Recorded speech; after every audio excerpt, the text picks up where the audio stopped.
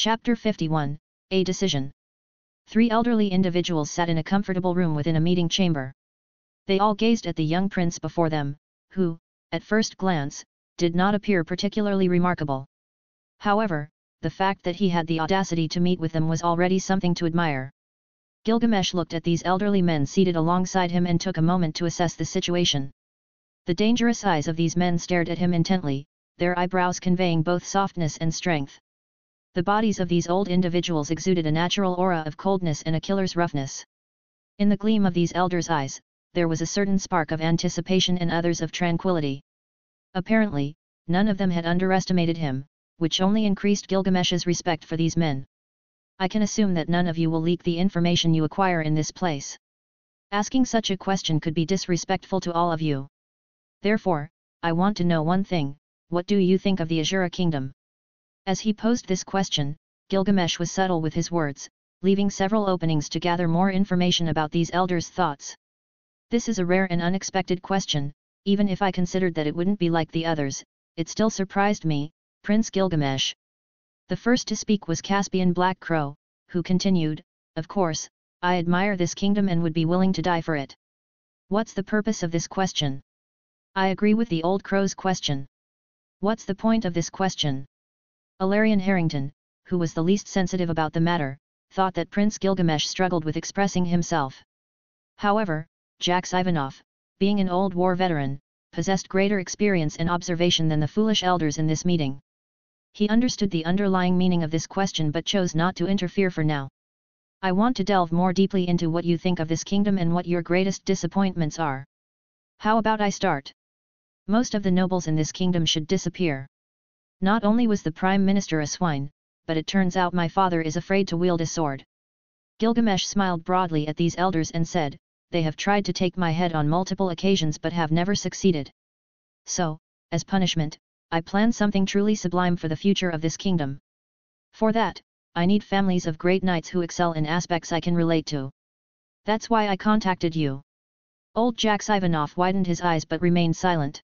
His hands trembled slightly upon hearing Gilgamesh's words, and he immediately thought, "Hey? I thought he would directly ask us to join his faction to become king. I never imagined he would present such complex and delicate matters before 3 elders. Do you understand the meaning of the words you're saying? Fourth Prince, I understand that you may not know who is attacking you and that you're desperate, but uttering these words does not instill confidence in us to continue discussing this matter." Alarion Harrington furrowed his brow and stood up with a cold expression. Listening to Gilgamesh's words, they realized that if this information were to become public, they could be executed for high treason. Not even their knightly families could escape the consequences of speaking with someone who still didn't grasp the dangers of politics. "Ha ha ha, I agree with those words, Prince Gilgamesh. There are plenty of families that have been consumed by the kingdom's complacency, doing nothing but fornicating and drinking until their kidneys malfunction. Tell me, what do you want from us?" Jax Ivanov laughed, sensing the subtle aura surrounding Gilgamesh, and the dozens of eyes possibly watching from dozens of meters away. "Old Ivanov! Have you gone completely mad?" Caspian Black Crow erupted, seeing the naivety of the old man beside him. "I need new knightly families to swear loyalty to me in regions currently under the control of other noble families. Swear by my name that if they ever attack me again, I will shatter all their illusions slowly. That's why I ask, do you want to be the next nobles to serve a respected emperor?" At that moment, a golden aura enveloped Gilgamesh, causing the surroundings to feel a temperature that not just anyone could endure. This made the elders, who were battle-hardened experts capable of matching a sword king, feel small. "What kind of battle aura is that?" Caspian Black Crow growled with a furrowed brow, still impacted by the words he had heard from this young prince. Jax Ivanov ignored that and instead asked a more pointed question, "Prince Gilgamesh, when you say you want to be an emperor, are you saying that you'll rule over the entire central continent?" "What?" Alarion Harrington withstood Gilgamesh's aura and said, "No one has ever considered that. Even the current king, who fought tooth and nail to rule just under half of the central continent, and that's still debatable due to the spaces. It's known that the central continent was formerly part of a larger landmass known as the Great Continent, which also included the Demon Continent. This gigantic continent, however, split into the current Central and Demon continents at the end of the Second Great Human-Demon War due to a monocalamity caused by an unknown entity. After the war ended, the central continent and the demon continent reformed, with the Ringa Sea in between. The western half of the great continent was predominantly populated by humans, and naturally, after the division, the central continent had a majority human population. There's no need to get alarmed. Of course, that was just a passing thought, but it's not ruled out to completely reform this kingdom if I decide to become a future emperor of the entire central continent. Gilgamesh waved his hand dismissively before the alarmed elders before him, though the most excited of them was Jax Ivanov. Gilgamesh's eyes sparkled with a hint of bitterness as he continued, "You might believe that I speak without grounds, but I'll give you a current account of my faction to substantiate my words. Alastor, please come in." "Yes, my lord." In the blink of an eye, Alastor appeared at Gilgamesh's side, exuding a calm aura but an indescribably terrifying pressure. Gilgamesh smiled and said, "Give an honest assessment of our current forces." Alastor bowed slightly and said, "According to this week's calculations, our faction boasts over 300 sword kings, 5 sword emperors, and more than 1,000 warriors at the Holy Sword Realm. It's estimated that by the end of this year, our forces will increase by 400%. Impossible!" Alarion Harrington exclaimed in a choked voice. This was simply impossible to fathom. A 10-year-old prince could not command such forces, or he would have already become the king if he so desired. With a faint smile, Alastor asked the elder who spoke, "Are you questioning my lord's word?" At that moment, a stifling battle aura erupted, causing even the elders who had experienced thousands of battles to feel fear. They were unquestionably facing a very powerful sword emperor. Jax Ivanov looked Gilgamesh in the eyes and said in a cold tone, "If the fourth prince can show me the pinnacle of power and make my family as impressive as the people under your command, you have the full support of the Harrington family. Have you gone senile with age, old Ivanov?" Caspian Black Crow retorted in an unnatural tone. "If you promise to improve the state of the kingdom before making any other decisions, I, Alarion Harrington, will be willing to support you." Alarion also yielded, leaving Caspian with no way out. "You old fools, I'll kill you if we're heading down a dead-end path," Caspian said as he reluctantly bowed his head to Gilgamesh. "Very well, then I will prove with actions that my words are genuine. First, accept these swords, each of you, and you will witness a stronger and cleaner Azura kingdom than the heavens." Gilgamesh's eyes gleamed as these elders formed a binding oath. It was only natural, everyone was drawn to his confident words and actions, and no one could refuse to accept him as their lord after he had demonstrated a fraction of his power. With this alone, he had managed to assemble a faction more powerful than his siblings, who had the support of the kingdom's major noble families.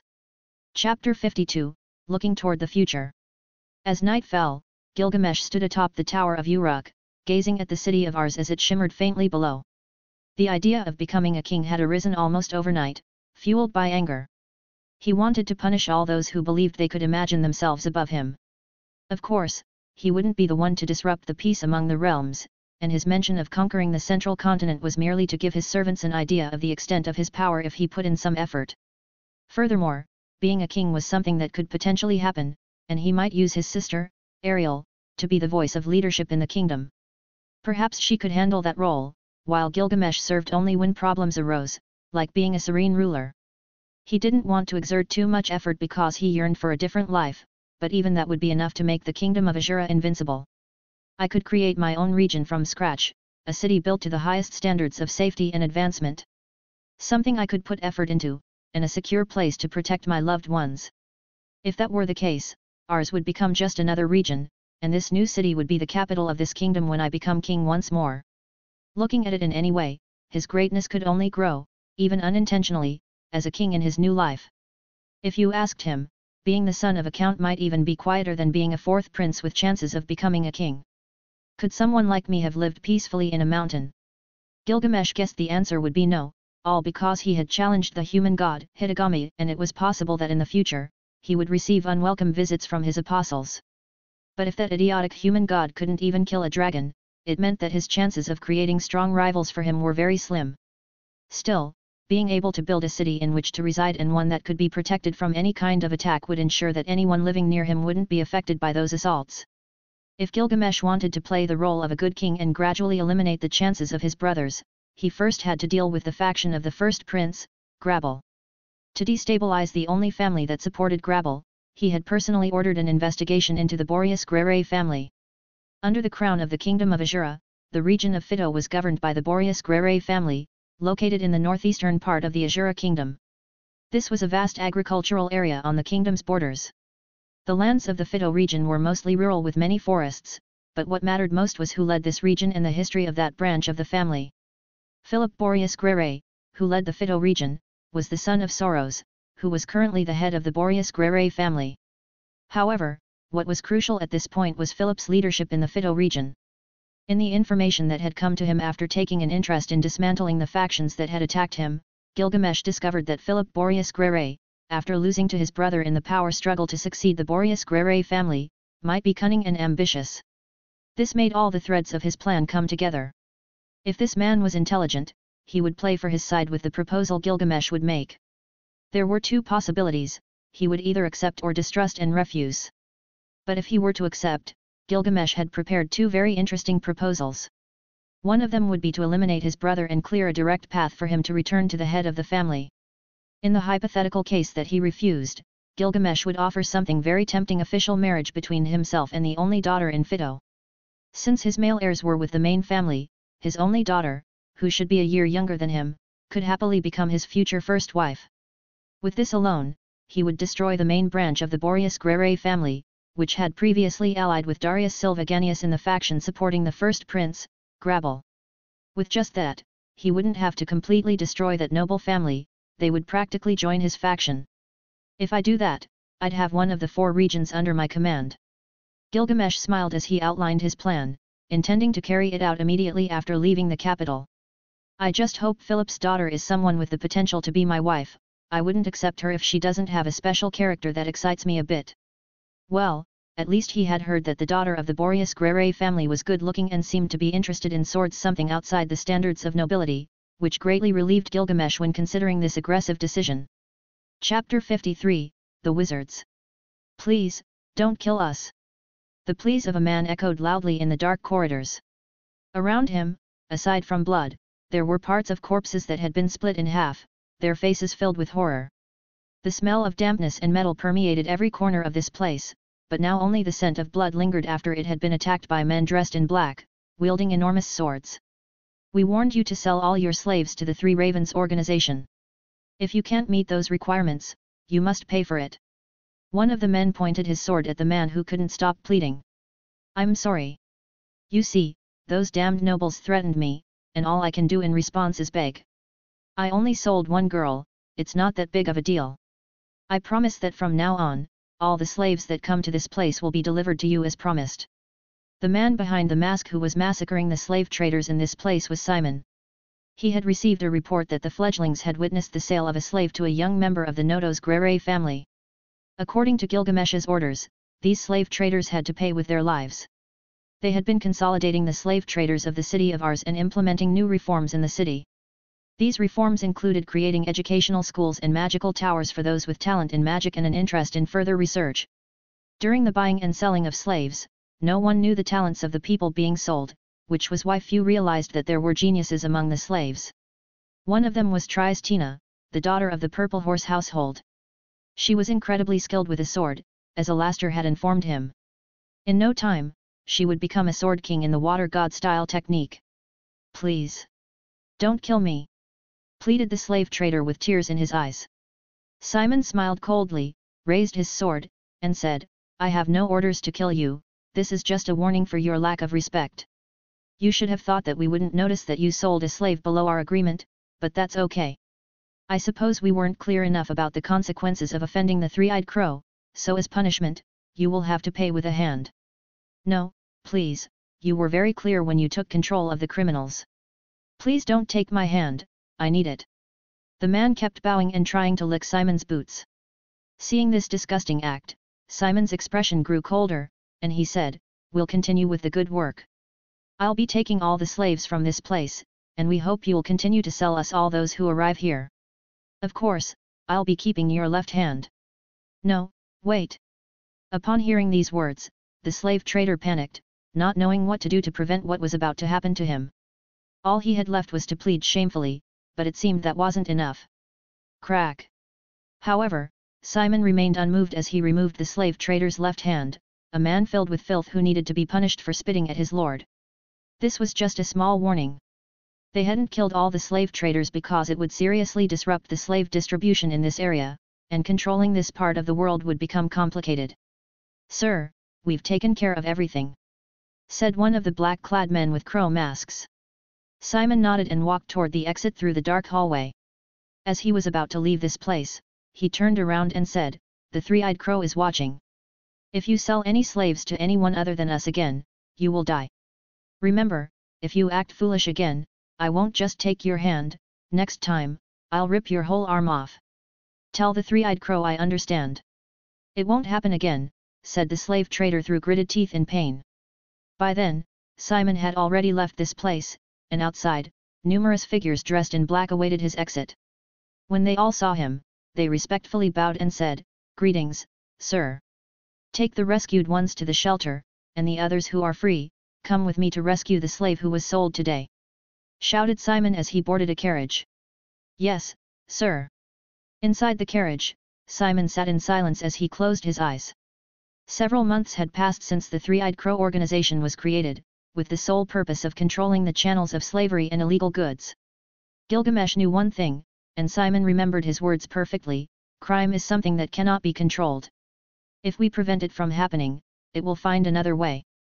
With that in mind, what we must do is control crime and where it is directed. The answer was simple. Crime was mostly directed toward money. As long as Gilgamesh respected the price of the slaves, if he bought every slave that entered the city of Ars, he would have a complete monopoly that would only bother the nobles, but the slave traders wouldn't mind. There was a rumor among the slave traders during the time Gilgamesh had taken control of the sales, and it was this: don't sell slaves to anyone other than the three-eyed crow. They'll take your hand, and if you don't obey, your neck will be next. The punishments and rumors were true, nothing was done without shedding a drop of blood, so Gilgamesh knew how to control a pack of furious lions whose sole aim was gold. After gaining control of Ars, several groups began to spread towards the Uruk towers that were being controlled by the Black Pearl's auction houses, thus establishing a strong channel for everything Gilgamesh sought. The fledglings, on the other hand, were merely workers in the Uruk towers, serving as workplaces, training centers, and operational hubs for Gilgamesh's men. As long as he provided everyone with work corresponding to missions that brought them benefits, money would flow like water in a river. The noble families were already suspecting that something was happening because numerous knights were now under the command of a new captain who was extremely powerful. This captain enforced the law to the letter and established the Templar Knight Guard. This was how Gilgamesh had taken complete control of Ars without even being king, demonstrating how inept his father was at ruling currently. Perhaps it had always been this way, and he couldn't judge him now because he had fulfilled his role even if he didn't like ruling. City of Ars. Tower of Uruk. Are the magicians a problem? Elaine looked at Arya, the girl who had started her studies in magic at an early age and had shown incredible talent.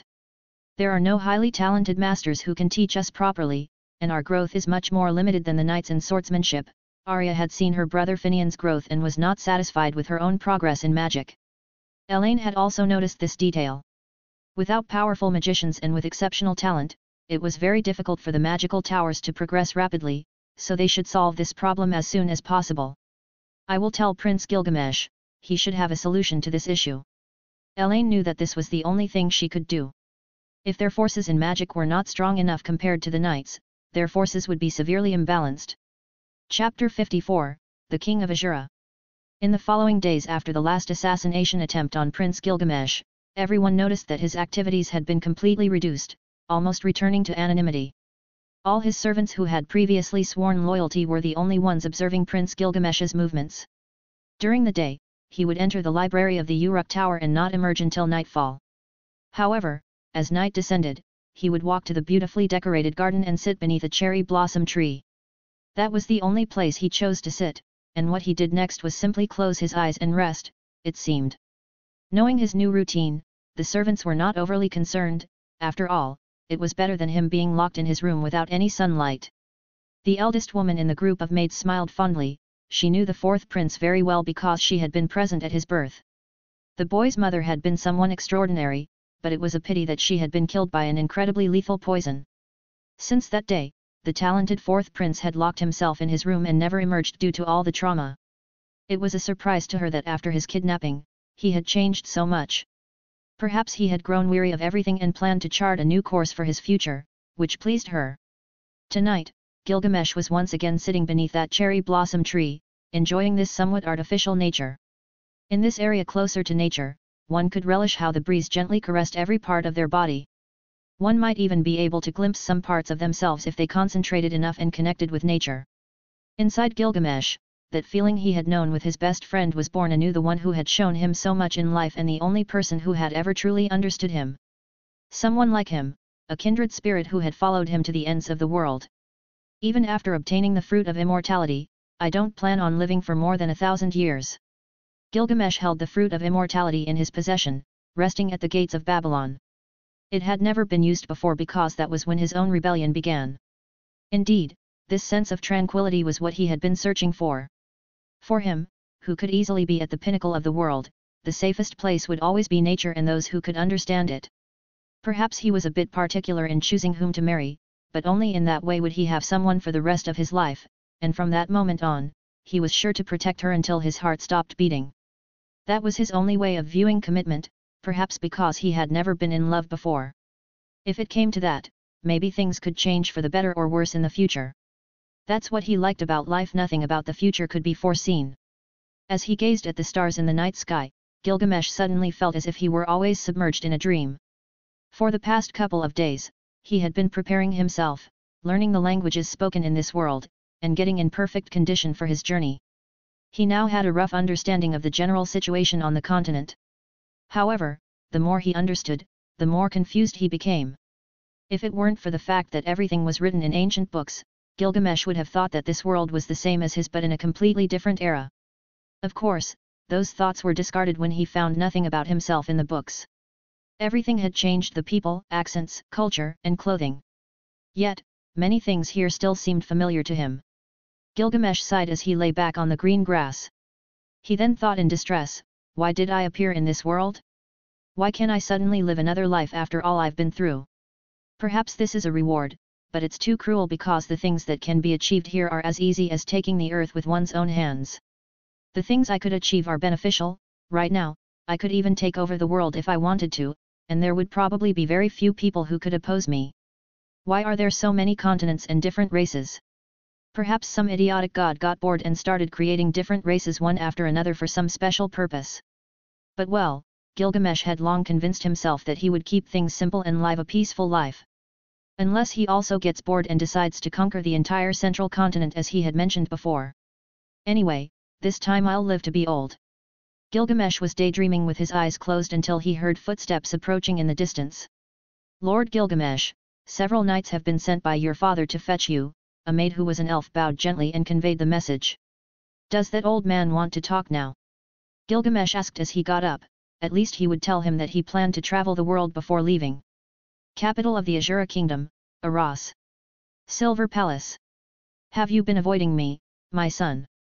In front of Gilgamesh stood his father, the king of the Azura Kingdom, and he said, I believe it's time for you to return to the palace, alongside your other siblings. The reason you have been the target of repeated assassination attempts is because you are not close to the family. Gilgamesh's gaze shifted to the king, and he replied sarcastically, even if you wanted to end my life, they couldn't lay a single scratch on me. By the way, dear king, I'm going to travel the world for 5 years. The king's eyelids twitched at the lack of respect his son showed him, and he said, I refuse to let you go. You are still too young to leave the capital. I'll be safer out there than in this place where my stupid older brothers are trying to kill me. What do you think? Gilgamesh asked as he paced back and forth with a calm smile on his face. Are you speaking to me in that tone? Do you even consider me your father?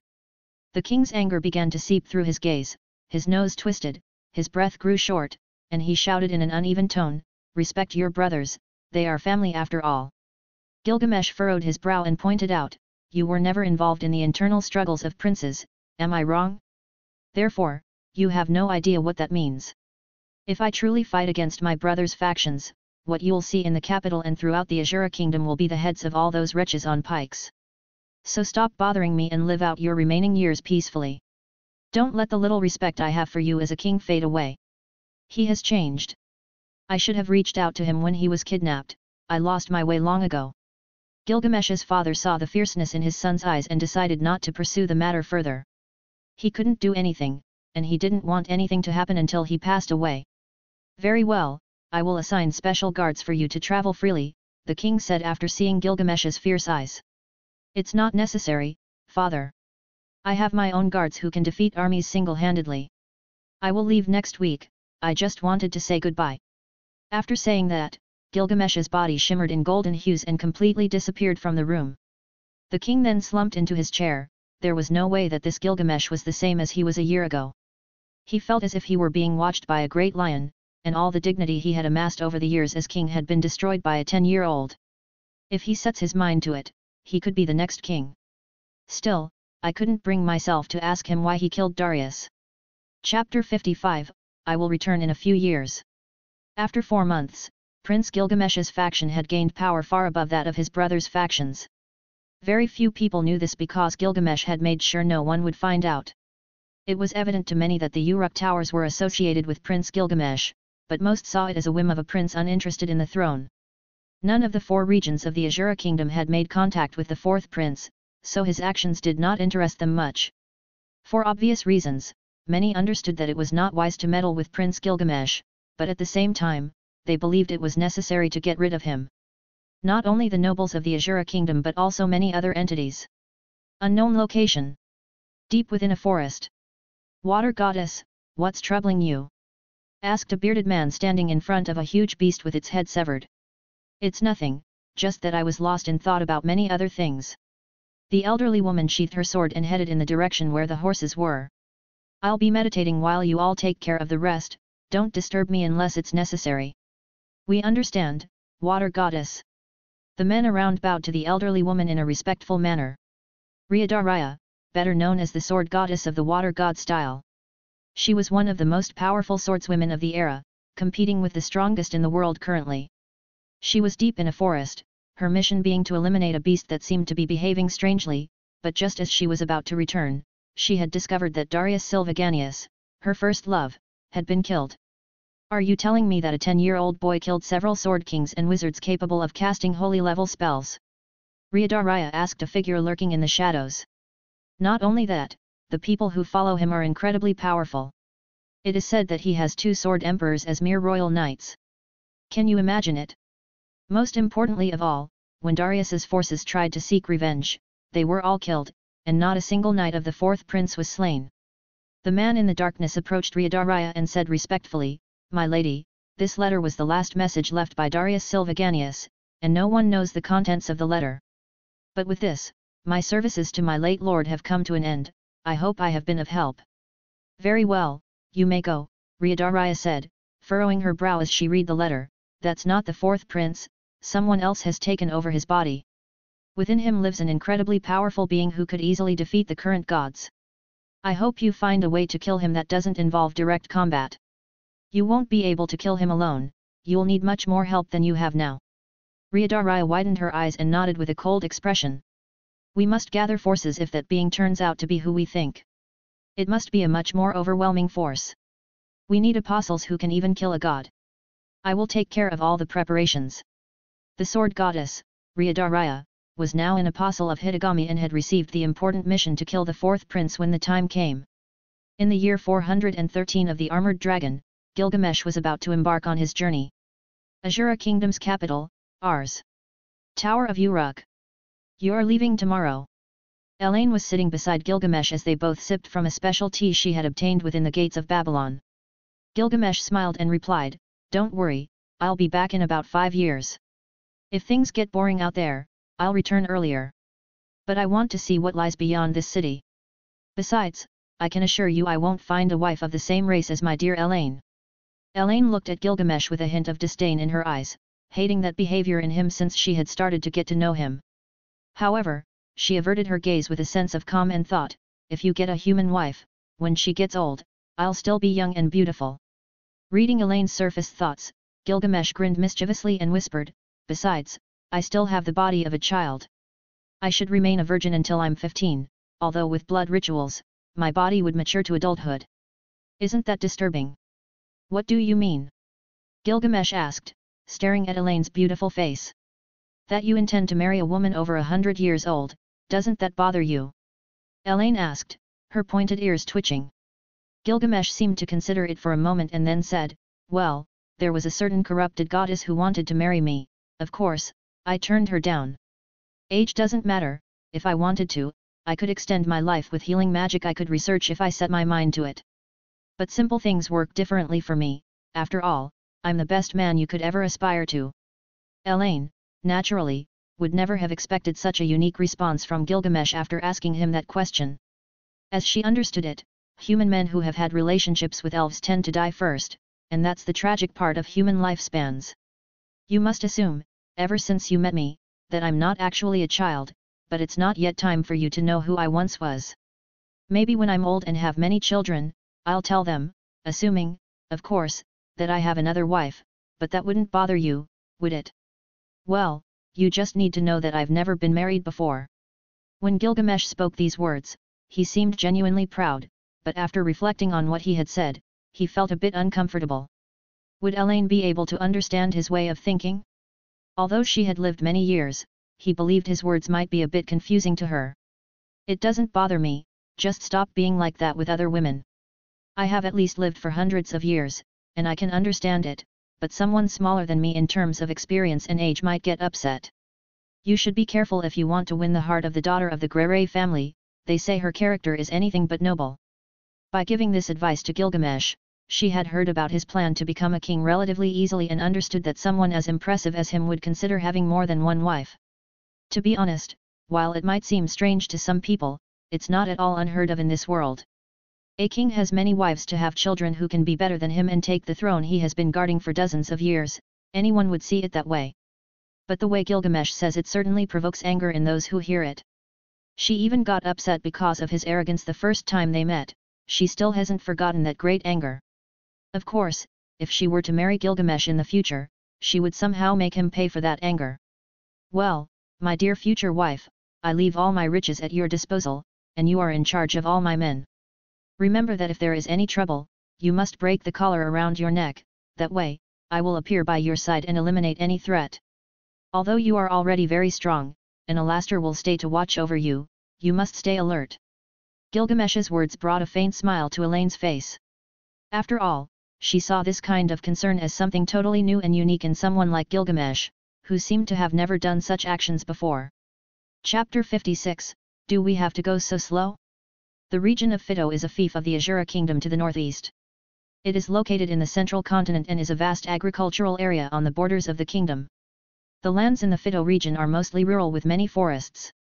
That was Gilgamesh's goal, his first stop on the incredible journey he was about to embark on. To soothe his restless soul, he decided to travel by carriage, and it was one of the most torturous expectations he had ever experienced. City of Roa. A few days later. Are you looking for a place to rest and gamble? Asked a young man with a somewhat peculiar expression on his face as he noticed all the jewels on the young man in front of him. Are you talking to me? Gilgamesh, who was atop a beautiful white horse, looked down at this peculiar encounter with the unknown person. Of course, my lord. Just by looking at you, I could see a divine spark in you to make great amounts of money while having fun with beautiful girls. The man standing beside Gilgamesh's horse exclaimed. Don't you know that my gambling skills surpass anyone in this place? Don't be foolish, and get out of my way. I don't enjoy taking belongings from your little friends. Gilgamesh responded somewhat disinterested. Just as he had arrived in this city, the last thing he wanted was to spend time gambling, although he was interested in relieving any rivals of their coins. Is your gambling prowess unmatched in this world? A pair of narrow eyes widened stupidly until they filled with tears of surprise. Such a feat was not something that could be claimed by a newcomer who had just arrived in the city, it was undoubtedly an arrogant statement made by a common noble. The man standing beside Gilgamesh moved his mouth anxiously. If it weren't for the fact that he was eager to lead a foolish gambler to the gambling house where he worked, he definitely wouldn't want to get involved with a man like Gilgamesh. My name is Elijah, everyone calls me Ya, but those are just my late mother's friends. Of course, you can call me Elijah with every one of its words aligned and together. Elijah said to himself, if this young fool doesn't know how to gamble and ends up in ruins, he might come looking for me to cut my throat, so I'll just leave him at the gambling house and disappear from this place as I always do. How much money per game are we talking about? 10,000 coins per game, is that it, or is it more? Gilgamesh asked, squinting his eyes. If the game was fun, he could spend some time gambling while Simon went to the Grere's house to introduce himself so they would be prepared for his arrival. How could you bet less than 10,000 coins? Of course, it's more, some even bet 500,000 coins. Of course, Gilgamesh was talking about the kingdom's largest currency, the Azura gold coin, but Elijah was talking about the Azura copper coin, which was 999 times less valuable than the Azura gold coin, so this confusion could go a long way. Gilgamesh raised his eyebrows in surprise, touched his chest, and found a small coin pouch there because carrying a large amount of coins was cumbersome, so he usually carried a few million at his Babylonian gate. After all, he was a prince and was expected to have money. Then take me, maybe winning a few million could be beneficial for me. Then follow me, through this way. Elijah was surprised but continued walking without understanding what had just happened. Had he really convinced someone to accompany him to the gambling house? Gilgamesh laughed as he rode his beautiful white horse forward and said, "If I manage to win a few coins, I'll reward you according to the winnings." Elijah secretly scoffed, but just as he was about to turn the corner, he saw some people dressed in black behind Gilgamesh, all of them looking very muscular. "Don't tell me those are your guards, sir." "Ha ha ha, they're just here to help me take care of my horse," Gilgamesh said while petting his precious white horse. God, what kind of person is he? Although Elijah was scared, he had no choice but to take a rich newcomer to the auction house. They headed to a side street off the main one where Gilgamesh had entered. This street was considered the most extravagant place in Roa. It was bustling with activity, packed with a wave of people moving back and forth. Gilgamesh, of course, didn't worry about entering this area with his large horse and moved ahead. He advanced while looking at the numerous stalls around him with a curious expression, but Elijah was worried that this big client might slip away due to a distraction, so he didn't stray too far from him. After leaving the main street, there was a large restaurant not far to the north known as the Happy Meat Restaurant. Supposedly, this was one of the many businesses owned by the Grere family, but behind that restaurant was the gambling house where Elijah was taking him. It was supposed to be a secret place for gambling, where no type of law could stop them, even betting up to the soul, as Gilgamesh had understood. Knowing this, Gilgamesh couldn't let that training center slip away after being so bored. At the very least, he should clear his mind a bit before visiting the Grere family. Gilgamesh was about to direct his horse forward when a group of people suddenly appeared from the margins of the road. In the front was a young girl, walking in a dejected manner, and she suddenly shouted, "Stop following me! You're making me angry!" A dark-skinned woman with a peculiar appearance caught Gilgamesh's attention. She was dressed in a revealing leather outfit, with rippling muscles and scars all over her body. She wore an eye patch, and her chiseled face emitted a vibe of a delinquent leader. She felt entirely like a warrior from some fantasy story. And it seemed she was trying to persuade the crimson-haired girl who was ahead. What a woman! Gilgamesh couldn't help but admire that incredible body. However, he focused on the girl in front who appeared to be his age. She was pouting, but what made this scene not bother him was that she was cute. Should I be hanged for having these thoughts? Besides, I never had a childhood sweetheart. Gilgamesh murmured as he held his chin.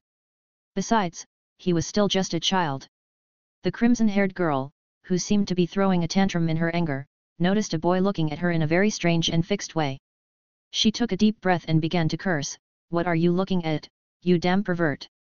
She was already feeling very angry due to what she had heard an hour ago before heading into town to buy her favorite sweets. Now, seeing a boy with his eyes fixed on her, shamelessly staring her up and down, Eris, who had suddenly found someone to vent her anger on and calm her mind. Chapter 57, The Poor Elijah. The tranquility on Gilgamesh's face vanished completely upon hearing how that brat had addressed him. Even in his previous life, where he was a bit perverted, such an insult did not exist. Suddenly, he had seen a woman so muscular and impressive that his eyes fixated on her and then on her tail. Later, a girl with crimson hair, similar in color to her eyes, suddenly caught his attention, and he felt that this girl was very familiar, as if he had seen her somewhere before. But it turns out that just as he was questioning whether his thoughts were criminal or not, that red-haired brat called him pervert in an arrogant and superior tone. How dare she? Gilgamesh wanted to get off his beautiful white horse right now and beat that girl up. But it was a pity because he didn't strike women who didn't attack him first. However, Eris's eyes were dominant, Her expressions reflected much in Gilgamesh's eyes, and she seemed to be saying, "What are you looking at, you stupid pig? Haven't you seen a beauty of your age before? You damned scoundrel!" Unexpectedly, for the two of them, they would soon become much better acquainted. But for now, both of them reflected a crimson coldness in their eyes that sparked in the surroundings. As an invincible being, Gilgamesh had been calm all along the way and had become familiar with the transportation that all humans used. Although he could use his beautiful ark, which was as fast as his mind wanted it to be, he had arrived in this city in a carriage and then bought his beautiful white horse. Thinking about this, Gilgamesh clenched his teeth in anger. Inside Gilgamesh, his mind wanted to declare war, but on the outside, he put on his most serene expression and said, "Miss, have we met before? You look very familiar." Eris clenched her teeth as she stared at him. "Ha! If this miss knew who the hell you are, you wouldn't be riding a horse that looks like a donkey. What kind of dirty thoughts were you having in your mind while you were looking me up and down a moment ago, you damn pig? Are you pretending to be innocent when you're actually a damn stalker?" Veins on Gilgamesh's forehead bulged, and his grip on his beautiful white horse tightened as he thought, "Turns out this girl has a mouth dirtier than the manure my horse leaves on the road. I need to educate her a bit, or I won't be able to sleep tonight." Gilgamesh immediately thought of many things and dismounted from his horse, taking a few steps towards Eris, and said when he finally remembered this girl from the signs on her clothing, "You may not know me now, but you'll get to know me soon, little one. It's a surprise that fate brought us together in this way. Only like this could I discover your true character, and indeed, you're as I've heard. Is this destiny? What kind of nonsense is this boy saying in front of her?" Eris, after being surprised repeatedly, looked at Gilgamesh's somewhat strange attire, those earrings and that necklace with golden teeth, which made her furrow her brow even more. Seeing Eris's mesmerized gaze, Ghislaine suddenly realized who the boy in front of them was and couldn't help but get nervous. Like anyone else, she had heard the rumors about Prince Gilgamesh, and as Eris's bodyguard, she noticed the guards scattered on the street with their subtle swords at their waists, each of them exuding a very intimidating presence. If things went wrong, she wouldn't know what to do except try to intervene as calmly as possible. As for Elijah, after he noticed that Gilgamesh wasn't advancing, he stepped aside and listened to what the boy was saying. On his face, there was only a look of respect. This 10-year-old boy was really good with words when it came to courting women, and if his grandmother were alive, she would definitely blush. However, that courage in Elijah's mind increased when he saw the girl standing in front of Gilgamesh. When he saw that girl who was like a demon, he almost spat out his lung because he regretted wanting to warn Gilgamesh that she was Eris Boreas Grere, the daughter of the Duke in this place. Those who even dared to speak to that unreasonable, arrogant and ruthless lady of the entire Fido region were very few, to say the least. Only her grandfather, parents and bodyguards dared to do so. Eris looked at Gilgamesh, who was standing right in front of her, and that cute and innocent look on the unfortunate boy in front of her infuriated her even more. As if it weren't enough to have heard her father talk about an arranged marriage, now an idiot had to appear who pretended to be pure when in his eyes, there was only a sense of guilt mixed with lust. "Are you looking for a beating? Coincidentally, this miss is in a very bad mood. I can help you rearrange some bones in your body," Eris said as she raised her fist threateningly. Ghislaine looked at Eris in shock. Doesn't she recognize Prince Gilgamesh, whom she was such a fan of? Eris talked every day about the rumors of Prince Gilgamesh, repeatedly saying that she wanted to be as strong as him. On his part, Gilgamesh was utterly lost. Was this lady the one he was supposed to establish an engagement with in order to sideline his factionless elder brother? Right now, he was questioning whether it was worth playing this way when he had the opportunity to erase the entire Nodos Grere family. Since Eris would theoretically be his fiancée, he had heard about her attitude from Elaine, and knowing she had few, if any, noble qualities, he thought it would be much easier to relate to her. But now he discovered that it wouldn't be that simple. Have his charms disappeared from his face? Gilgamesh was not a man to doubt, but now he was truly uncertain. In summary, he had arrived at an inopportune moment when that girl seemed extremely furious about something he didn't know. "Miss Eris, I hope you've always been in good health." "Ha ha ha. What I actually wanted to say is that I have something very important to attend to with the companion behind my beautiful white horse. But I'm sure you'll have your chance to rearrange all the bones in my body and even see my most powerful sword in the future, so I bid farewell for now. I promise I'll see you later, even if I have to enter your room day or night." "Day or night? That bastard doesn't want to live," he'll definitely be hanged for saying such indecent words. For the love of the gods, where on earth am I? Elijah wondered with reddened eyes. Gilgamesh prepared to move away from here. He didn't want his reputation to be tarnished by getting into a fight with a girl. He would definitely educate Eris later, that's what he would do. Looking at Eris's threatening posture, it seemed like she was about to run toward Gilgamesh and start a fight.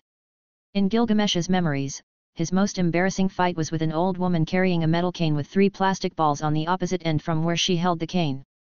Now was not the time to fight with someone who might be his future fiancé, he couldn't afford that. Chapter 58, I'll see you later. Eris gazed deeply at Gilgamesh, this boy with crimson eyes like hers, and she felt increasingly frustrated as she recalled the words her father had said when discussing the engagement, "Where does someone your age go in this city? Are you planning something bad? Listen. Now that you've run into me, forget about doing anything wrong. Just come closer and let me rearrange those bones in your body." Elijah's face was dripping with sweat, he kept stepping back, and he murmured, "Stupid foreigner, people usually don't engage with that demon girl. Why do you have to make her angry? Regardless of whether you are looking for a girlfriend your age, she should never be a choice." Observing Eris's bright and arrogant eyes as she assumed a very stubborn attitude, Gilgamesh, drawing on all his years of battlefield experience, had a sudden idea. Pretending to be reserved, he approached and whispered, "Miss Eris, the place we're heading to. It's not an appropriate place for ladies to attend." "What? Are you planning to visit a brothel or something? But you're not even 12 yet. What are you doing wanting to go to such dirty places?" Eris was undoubtedly a very audacious girl, thinking that she would spit out such words as a member of a noble family. Eris gave a cold look of contempt, glaring at Gilgamesh and Elijah behind the white horse she considered a donkey, then muttered, "What shameless scum! Who said we were going to visit a brothel? Do you think everyone can buy slaves like your family?" Gilgamesh didn't want to stoop to the level of a girl who had just hatched from her shell and said, "We're only heading to a gambling house. I'll bet a few thousand coins and leave that place. What kind of dirty mind do you have?" Gilgamesh realized that there was no need to explain this to a girl, or to anyone else for that matter. "Are you talking about my family? Gambling?" Hearing the first part of Gilgamesh's response, she was even angrier and about to throw a punch. Unexpectedly, when she heard the last part of his answer, her eyes widened in surprise.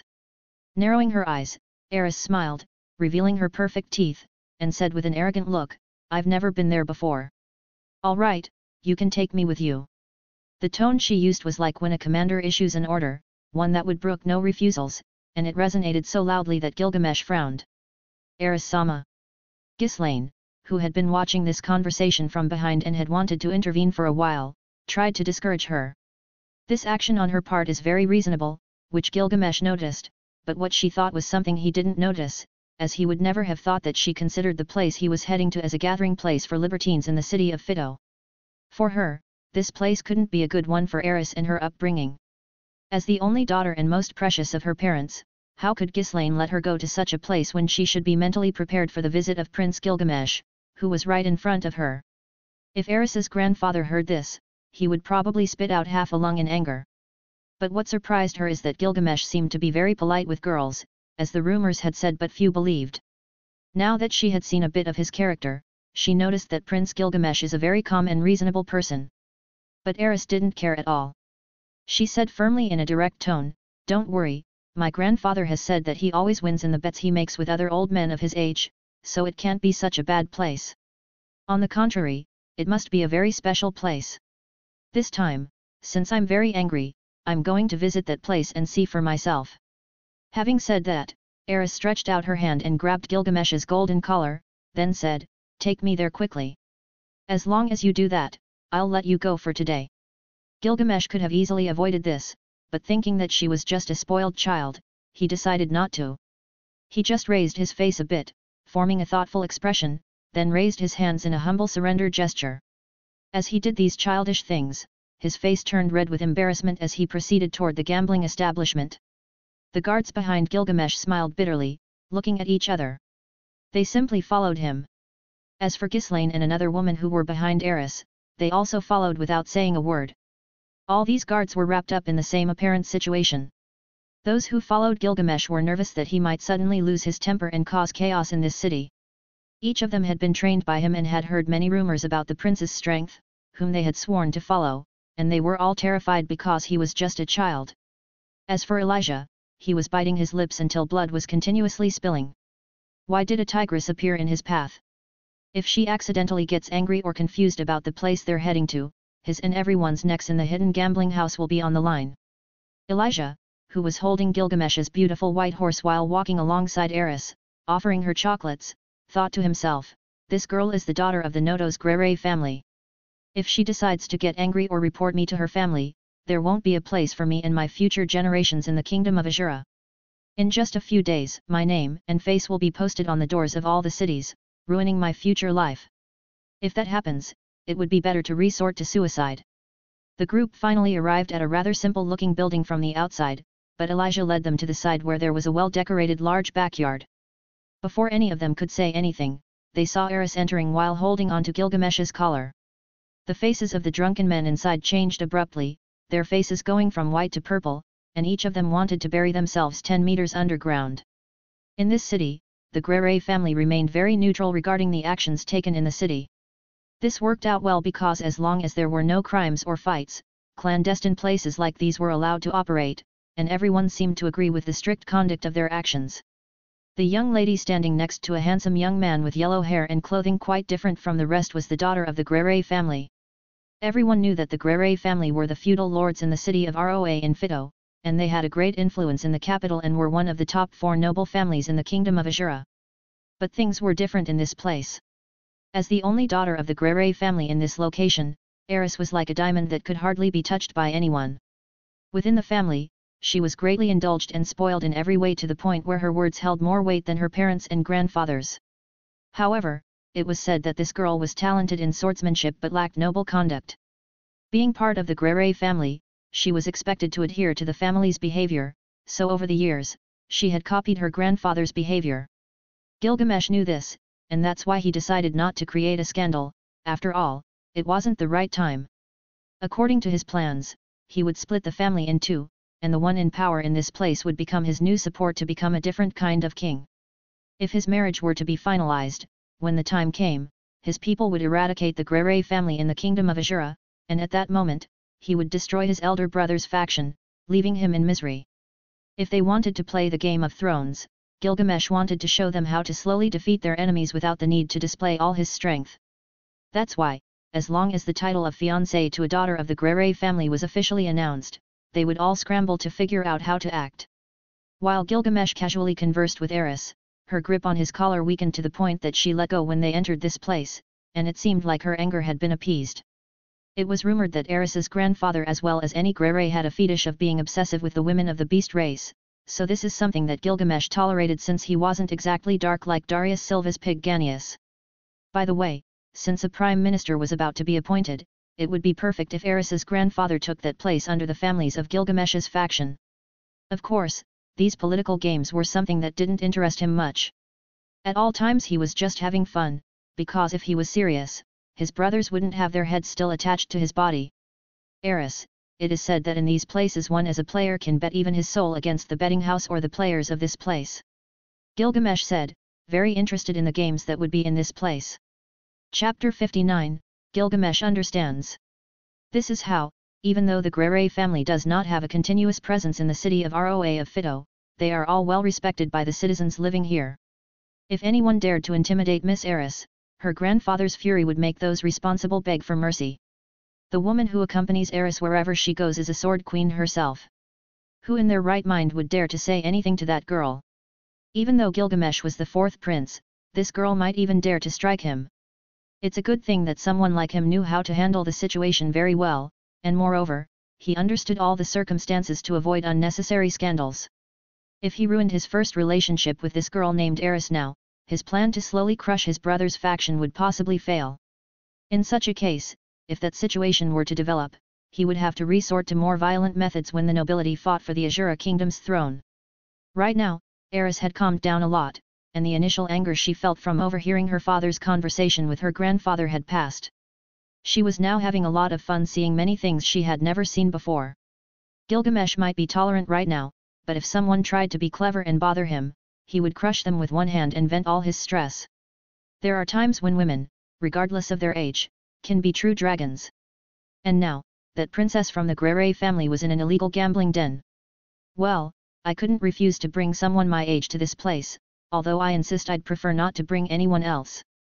Gilgamesh looked at Elijah, who looked pale, and gave him a serious look. Behave yourself, we're about to make some money.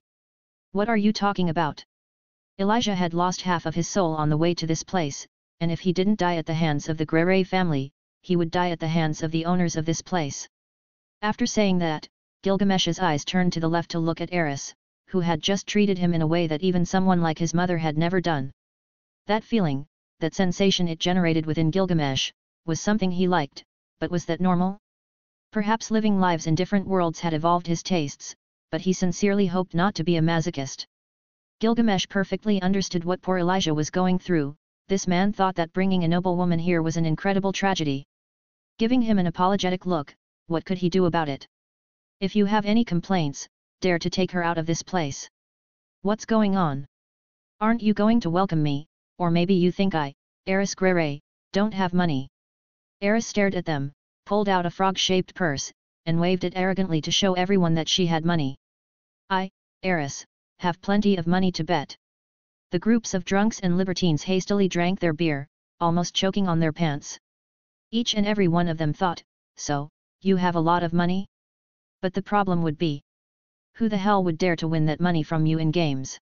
Whoever dares to win against you would probably get a visit from your grandfather or the beastly woman behind you. And that's the best case scenario. If your own grandfather is very angry, he might come personally and hang us all. But Elijah, on the other hand, smiled cunningly. From what he saw, Gilgamesh seemed to know who Eris Notos Grere was and understood nobility perfectly, as he was dressed in clothes that only a wealthy noble could have. In that case, perhaps the young man he brought for betting and playing was someone of a high status on par with the Grey Rats. Elijah chose his side and said, enough with the games. This young man by my side came to gamble big and take all your money in a few games. He's willing to bet amounts that only you would see in your damn wet dreams. Don't hide, come out. He's talking about millions. If no one has that amount, it's better not to dare to play with him, you damn pagans. Those who can't accept defeat and draw their swords even when they've lost everything, aren't even worthy to stand before him. Listening to Elijah's final words, even someone as calm and composed as Gilgamesh almost turned around and walked out the way he came in. Are you really so wise as to give me such praise that not even in my previous life did anyone bestow upon me? Please, don't tarnish my image with those ridiculous speeches straight out of a grandeur-seeking novel. In the inner courtyard, there was a massive table sunk in the center, and there sat various young heirs of merchants along with some very wealthy adventurers who remained calm. One of the standout individuals was an arrogant boy named Gild. He was the son of a rather prominent merchant family in the Azura kingdom and happened to be passing through this place while traveling throughout the kingdom. Right beside him was his friend from the Zephyrus family, accompanying them on this long journey. The two of them were trailed by their guards, who never left their sides to ensure their protection. Gild, who had a slender appearance and wore fine clothing, stood out the most. His face displayed a pair of deep-set eyes, and he always acted like a high-ranking person, claiming to be on par even with the princes, according to his boastful words. Of course, Gilgamesh had seen men with much more money who confused wealth with power. Those two terms were very different in life, and unfortunately, people could only understand that when they were being killed by a powerful vagabond. Gild was surprised to see Eris, someone who was impossible to find here, so he smiled and said, for someone like Miss Grere to decide to visit this place, it's a great disrespect not to give her a warm welcome. Serve Lady Grere, and if she's dissatisfied, everyone will pay with their lives. After saying this, he turned his head to Gilgamesh and said, since you're eager to gamble, I hope you don't cry over losing your little fortune. We don't usually wipe people's tears, they are beaten out of this place. Wise words, I hope that when I leave you penniless, you won't shed a single tear, or I'll end up slitting your throat. The same goes for all the swine accompanying you, Gilgamesh said without even giving a second glance to that foolish young man who lived under his family's wing. How dare you say those words? Shouted the young man from the Zephyrus family, ready to draw his sword and start a fight. But Gild, standing beside him, immediately intervened, we are in the presence of Eris Notos Grere, behave like a gentleman, not like an ape. Chapter 60, The Smile of a Demon. Accompanying Gilgamesh was only a 70-year-old man who appeared incapable of defeating even a child. However, this elderly man had gone through the same process as Alastor and was currently a sword emperor, nearly ready to advance to the next level. You must be from a wealthy family, but remember that as long as there is a man in this world, my family will have twice the money and riches. Gild said with a cold look toward the arrogant young man who had entered with Eris. Observing the behavior of this arrogant fool, Gilgamesh smiled silently. There was no doubt that these young men didn't fully understand the dangerous world they lived in. Of course, he was not someone who would teach them, nor did he go around giving life lessons to every fly that crossed his path. They say there are high stakes in this place, which is precisely why I came. It's a shame that this gambling den is as small and dingy as it is, but if you want to lose your money, it's a good way to start my day in this city. Gilgamesh sat down and propped his feet up on the table, nearly hitting Gild's face. Eris looked a bit disappointed by the appearance of this place and agreed with Gilgamesh's words. This place was a dump. But as long as she could play a bit here, she would return home and confront her father about the engagement her grandfather had mentioned. Indeed, this place smells terrible. All I see here are drunks, and no one is even playing. What a lousy gambling den. Eris approached Gilgamesh and glanced at the foolish Gild, who had swallowed the words he was about to say. Dear guests, you will enter the special area of our gambling house, please, come inside. The manager of this establishment appeared to show the utmost respect to the customers who had arrived a few minutes ago. Exuding an arrogant and dominant attitude, Gilgamesh smiled and walked inside, followed by the withered elderly man who used an old stick as a cane. Inside, there was a massive table, so he sat in a comfortable chair and propped his legs up on the very clean table. His current demeanor emitted a unique image of his character, completely in line with his personality. Eris's eyebrows furrowed. This sudden image of Gilgamesh felt strange to her eyes. She almost wanted to scold him for his arrogant behavior right in front of her. But after thinking it over, she had no valid reason other than her annoyance at seeing someone behave even more arrogantly than she did. Well, boys, it doesn't matter if you're dogs or cats, nobles or beggars, as long as you have money, you can sit at this table. As is usual in places like this, don't expect to win because you will always lose against me. Gilgamesh said with a provocative smile as he looked at Eris. You're a very straightforward young man, and I like that. Gild praised Gilgamesh's behavior, feeling that his background might be as significant as his own. He calmed down and opted for a more neutral posture. Gild glanced at Gilgamesh as he spoke. Long before you arrived, we were playing dice with some wealthy merchants. It's a pity they couldn't continue due to the high stakes as time passed. How about we continue with the games? I'm wondering if someone like you has the guts to play dice at this table. Why is he talking like the lords who came to my birthday party 4 years ago?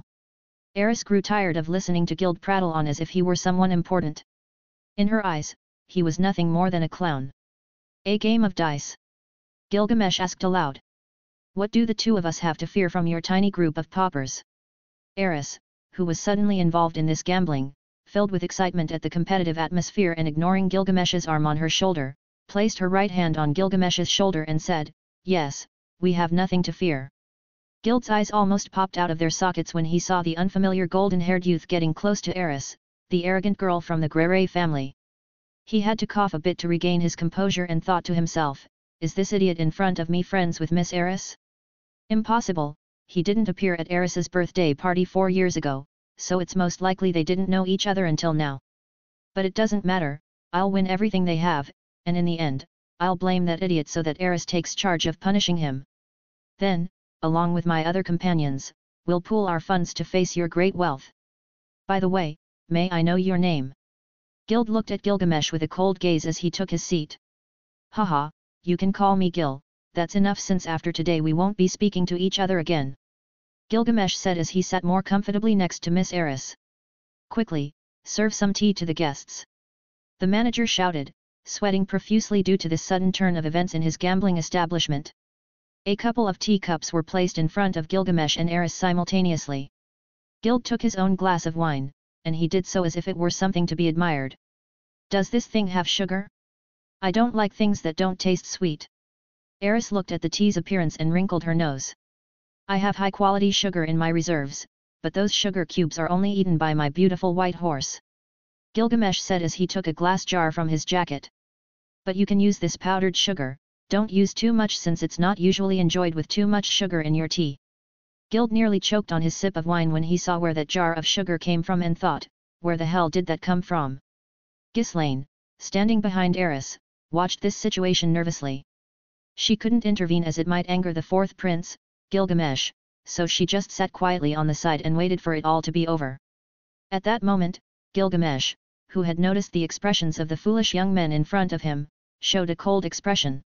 After taking a sip of tea, he spat it in the face of one of Gild's friends and said, "Do you really serve such low-quality tea to your guests? Your damn service is very disappointing. Are you telling me you like this kind of tea?" Eris, long before he added sugar to her tea, smelled it again and showed some displeasure. She placed the teacup aside and started eating the sugar on its own. She didn't like tea very much, especially if it was of low quality as Gilgamesh had pointed out. Gilgamesh had a powerful body that was unattainable for ordinary humans. Only a true god with divine powers could match him, and even that would be challenging. However, what he noticed in the tea was a certain aroma of a substance added to it, which could range from aphrodisiacs to various types of poisons. After examining the cup more closely, it seemed that there was not only an issue with the content but also with how it was held. So, after confirming that this was some kind of trap, he threw the cup aside. Crack!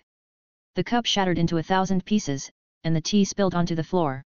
His action woke everyone from their stupor, not knowing exactly how to react.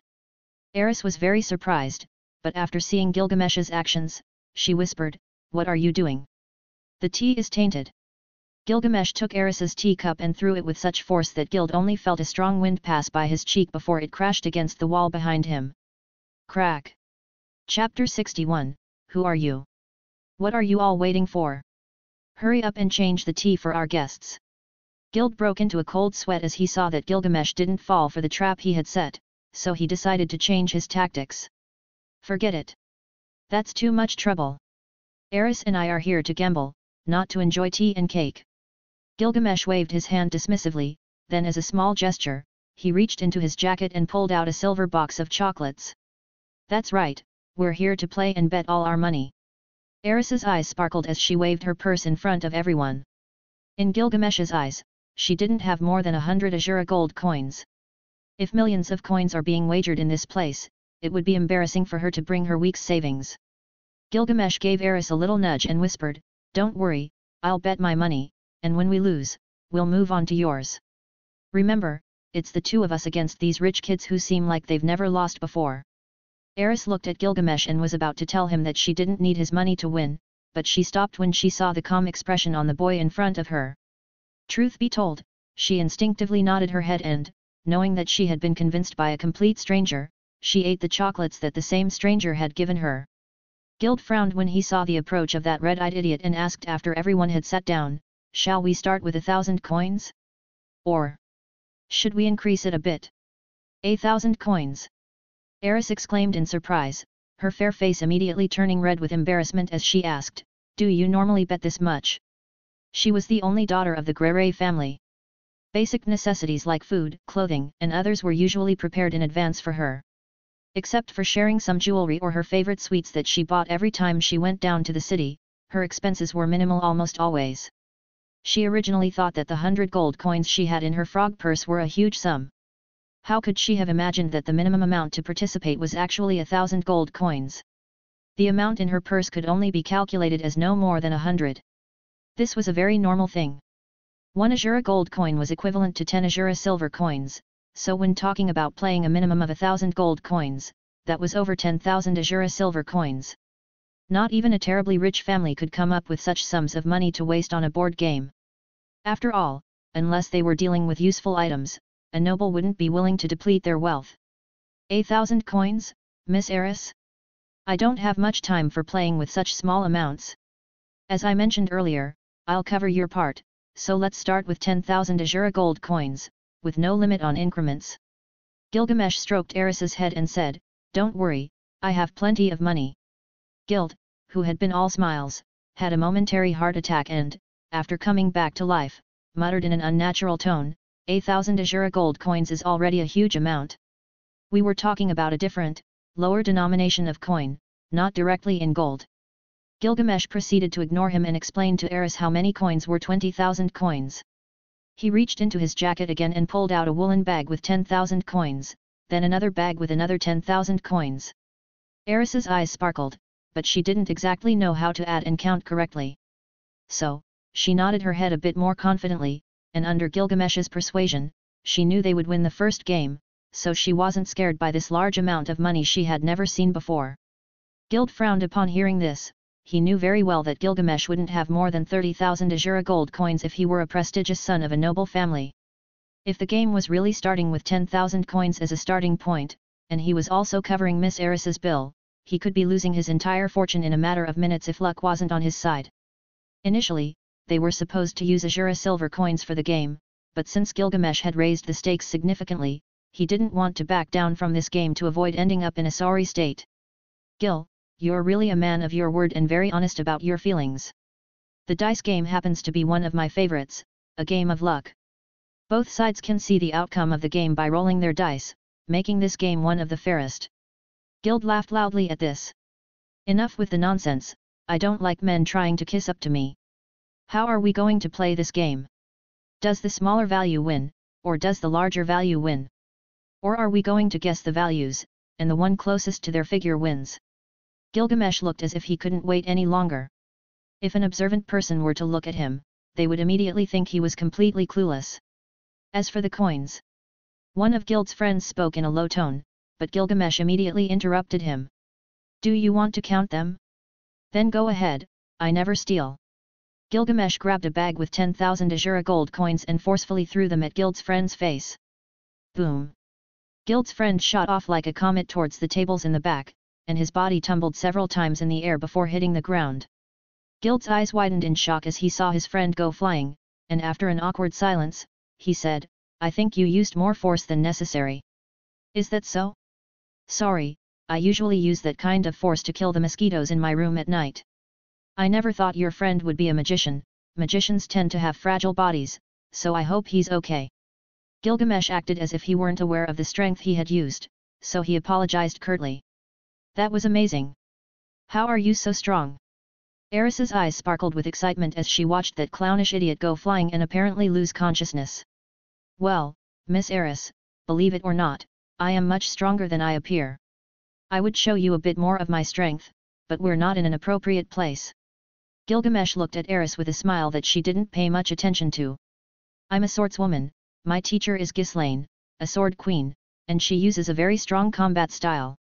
Eris took pride in her teacher and said, although I'm not as strong as her yet, I'm sure no child my age can beat me. Gilgamesh made sure to give Eris his full attention, completely ignoring Gild, who stood like a lifeless statue with a rigid smile on his face. Was he being ignored by these two kids? Wait, was he even legally betting with two children? While Gild was having an existential crisis, Ghislaine examined Gilgamesh and found him as transparent as crystal. His expressions were sincere. He seemed to be enjoying an interaction with someone his age as if he were.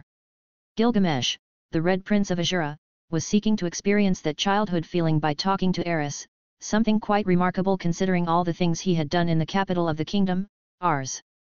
Ghislaine sensed that in Gilgamesh, that look and the words he used. Somehow, he was just trying to be normal as if nothing else mattered to him, there was nothing hidden behind his intentions. Seeing this, Ghislaine smiled gently, feeling more at ease. Chapter 62, Let's Play Now. Gild suppressed the urge to hurl insults into the air, completely ignored his embarrassment, and said in a noticeable tone, how about we keep it simple and just say whether the number is low or high? Gilgamesh nodded and said, let's go, here are my 20,000 coins. To be fair, those participating in these types of games would first take out the money and place it aside, and only then proceed to roll the dice.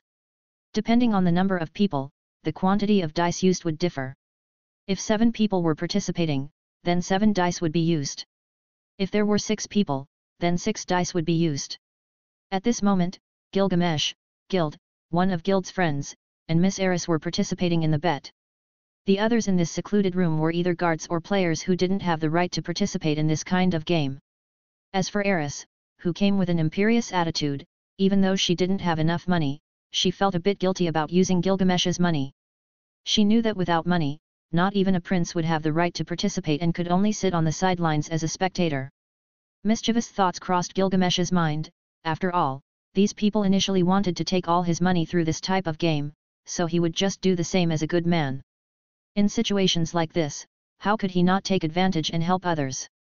In situations like this, others can join us behind the gaming table. What does it mean to play behind the table? Eris's eyes lit up. The so-called playing behind the table in this kind of game is making an outside bet with the house. This means that while you're not participating in this bet, you can still wager your money. For example, you can make a bet of 5 gold coins that I will win. If I end up losing, then you'll lose with me, and you'll have lost your 5 coins. In this way, both sides lose. But if I were to win, then you'd win, including the interest, it would be 10 gold coins.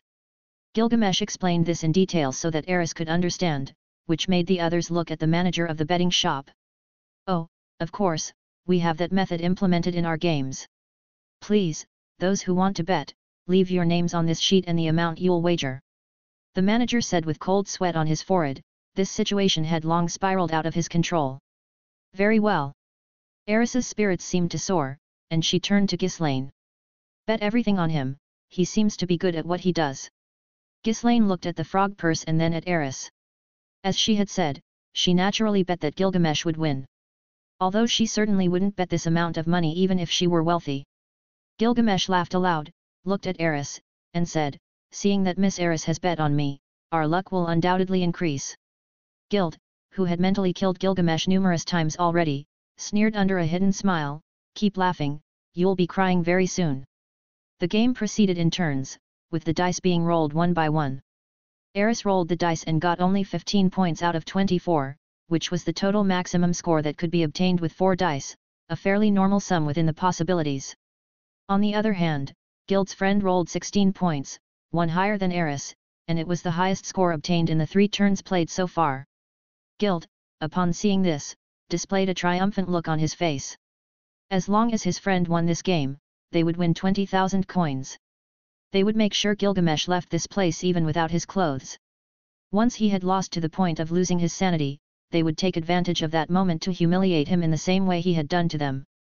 A real shame, but Miss Eris certainly has good luck.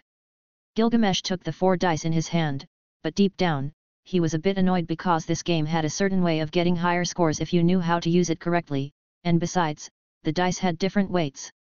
The substance used to increase the weight of the dice definitely wasn't lead, as that would make it obvious that whoever used these dice was trying to make them always land on one side. However, one side was uniform in weight, and the only substance that could give this kind of feel and weight was a different type of metal. Only those familiar with the dice could achieve the desired sum. Even if an average person noticed these details, they would still be unable to do anything.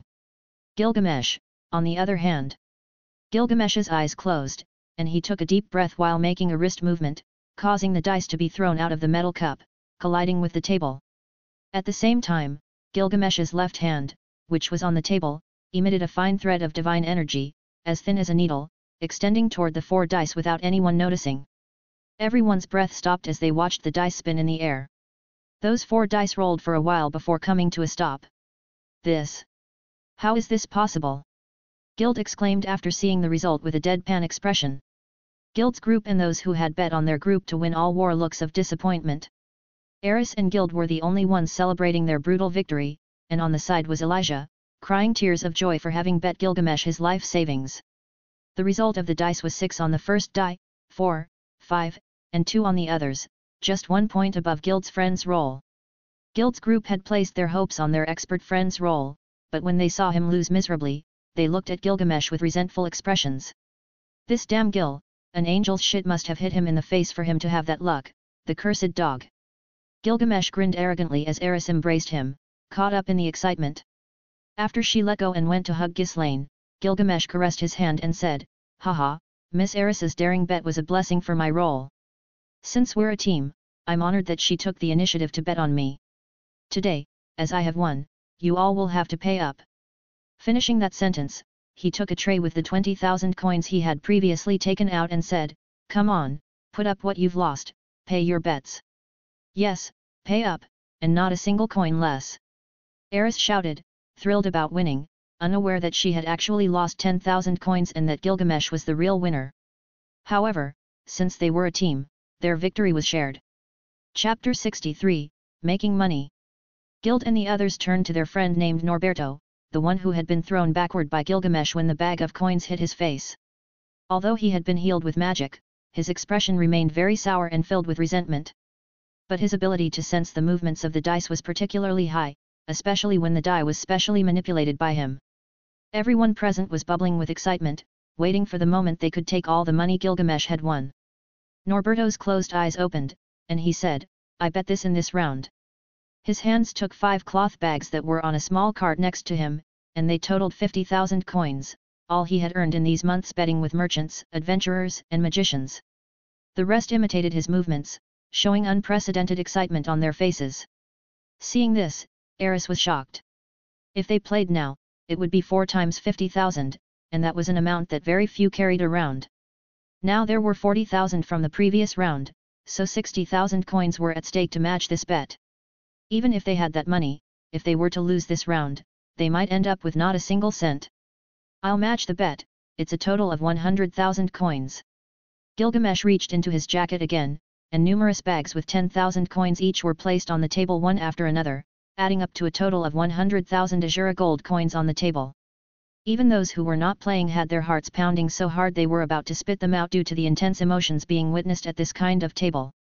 Whoever won, with that fortune, they would have more than enough to live a life of luxury without working another day. "As we're starting this time naturally, as the winner, it's your turn to roll the dice first," said Gild, pushing the 4 dice toward Gilgamesh, who maintained a defiant smile beneath his face. Gilgamesh shook the dice after taking them and threw them. The amount being played this time was so high that it was considered there were 2 sides in the overall bet, one consisting of Gilgamesh and Eris, while the other was made up of Gild and Norberto. In this case, most of the bets were directed towards Eris's group. "Here it comes!" Gilgamesh shouted after rolling the dice, and the number he rolled made even the calm Gild burst into laughter. Gilgamesh, who had lifted the metal cup, revealed the dice, and all of them showed the number 1, indicating that he had scored 4 points this time.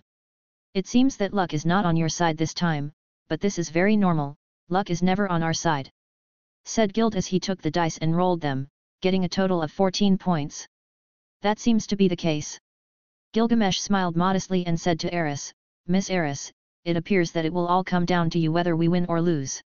Eris became nervous, her 2 hands began to sweat, and she said confidently, "Of course, I will have to win this round seeing that you've rolled such pitifully low points."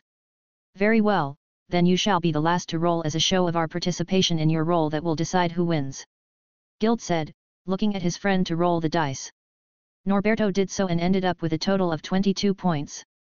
2 points less than the maximum score, though it's an incredible amount. "I fully believe that Miss Eris can score higher," Gild said with a wide grin, looking at Gilgamesh with disdain. This is Eris, who was a confident and strong-willed girl, began to doubt her luck and felt immense pressure. "Don't worry, we're here to have fun, money only holds value in moments like these, so make the most of the thrill and roll with passion." Gilgamesh's eyes lit up with excitement. He knew they wouldn't lose even if he used dishonest methods to win against these thieves, but he still wanted to make sure to step on their faces with force. "Yes, money has no value," Eris shouted with an even more arrogant expression, but it was evident that the pressure was weighing on her more and more. Gilgamesh's energy connected with the dice, causing them to turn to the maximum score after Eris shook and rolled them onto the table. At that moment, as she tapped the metal cup and the dice tumbled inside, everyone held their breath. "Now that all the bets have been decided, I will now reveal the points." Under Gilgamesh's words, Eris closed one eye and carefully lifted the metal cup, revealing the first die with 5 points, 2 dice with 6 points, and the last die, which was the last to be revealed, also had 6 points, giving them a total of 23 points. Norberto's lively expression turned pale. How was this possible? He had heard the dice's movements and knew that at least 3 of the 4 had a value of 6 points, but the last one had a value of 3. The chance that the last die had a higher score than 4 was 80%. Nevertheless, when the results were shown, his expression turned lifeless as he saw the obviously higher result than his. Could he have misheard Miss Eris's result? It was impossible for him to be mistaken, this was beyond belief in his eyes. Without any modesty, Gilgamesh gathered all the coin bags to his side. Then he gave half of them to Eris to continue betting on her own while she celebrated with Ghislaine, claiming she had saved their gambling economy. "Miss Eris, I must say you have a lucky hand for gambling, so we should continue betting together." Eris saw all those coin bags and wondered how much it was in total, but she decided not to embarrass herself here and show that she was bad with numbers. So she nodded her head and patted Gilgamesh on the shoulder with an extremely excited expression on her face. "See that?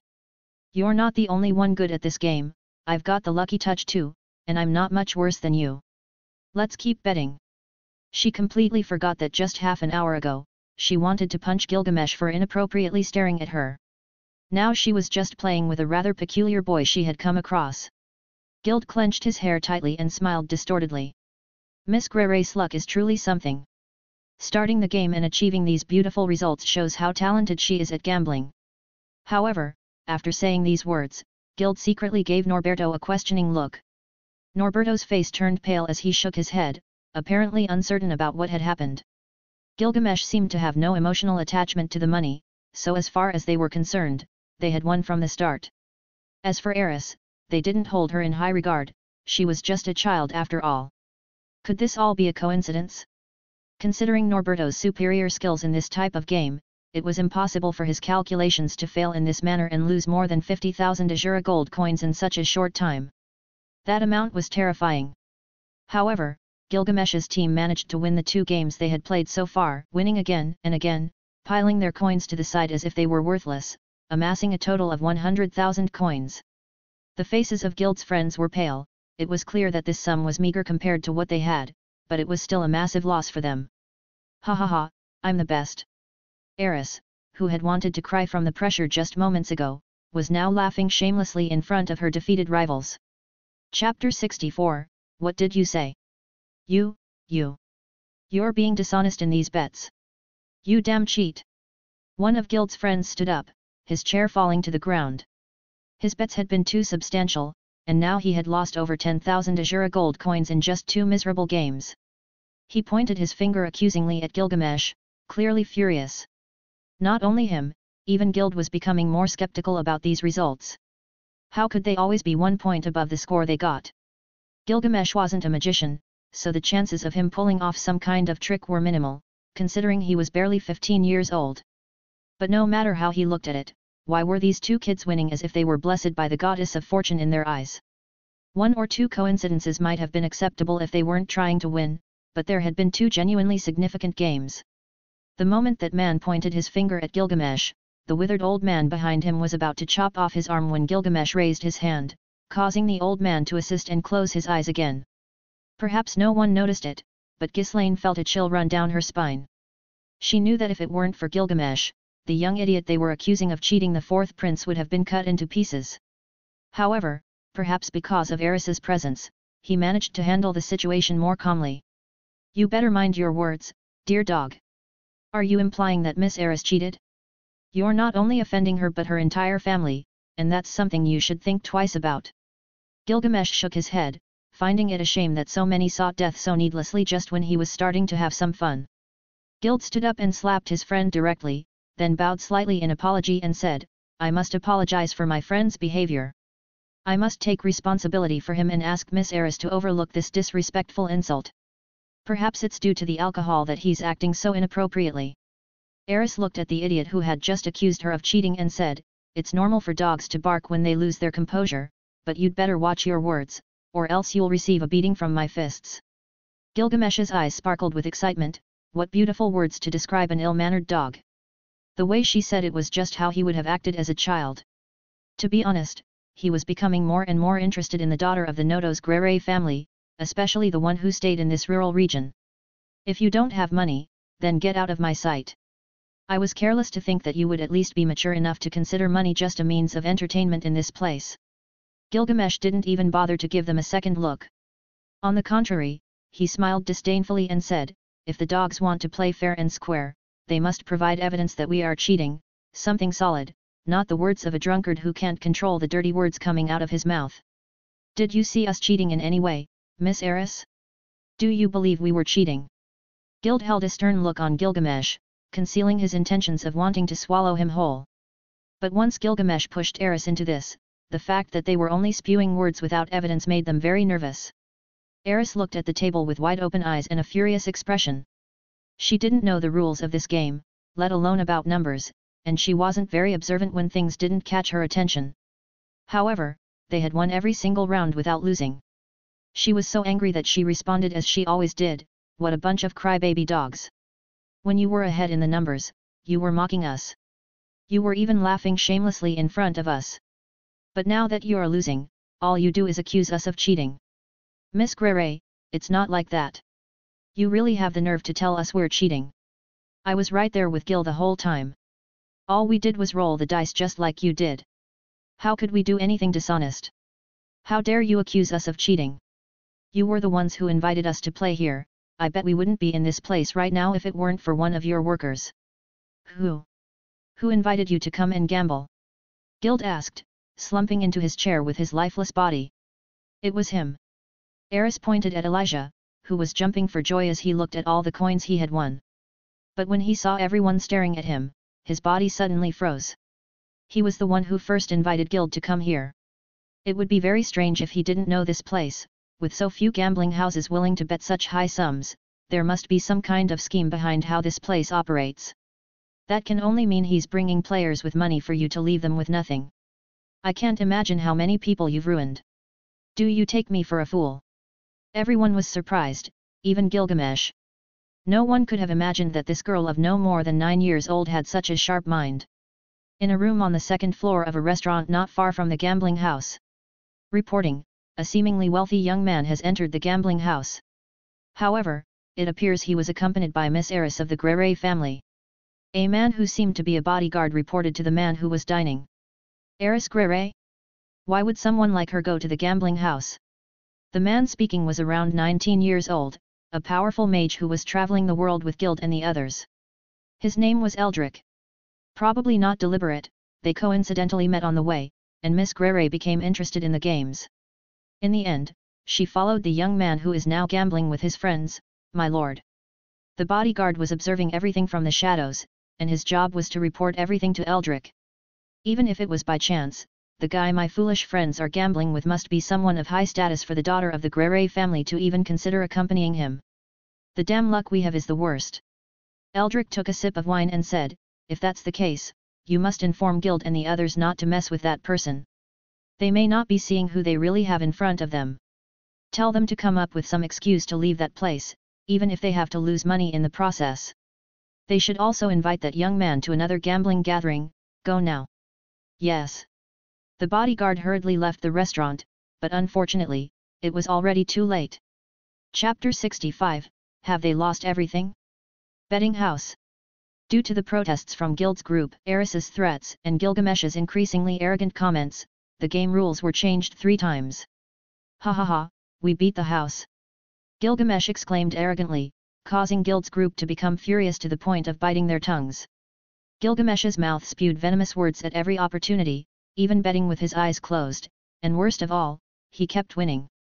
Unexpectedly to everyone, he had crushed them to the point where their outbursts became crooked, and their gazes were lost. Triumphant Gilgamesh and the smiling Eris were busy dividing the winnings. Seeing all those bags of coins going into that boy's jacket, many believed there was some kind of portal where things were entered and taken at will. When they saw Gilgamesh give Eris 20,000 Azura gold coins, they clenched their muscles with so much sorrow that they wanted to cry. Gild's smile now seemed like a sinister maniacal expression, as if the muscles of his face were cramped. Eris, on the other hand, said, "Gil, I can't believe you gave me so much money. Are you really not bothered by it? You've already given your bodyguard those bags of coins.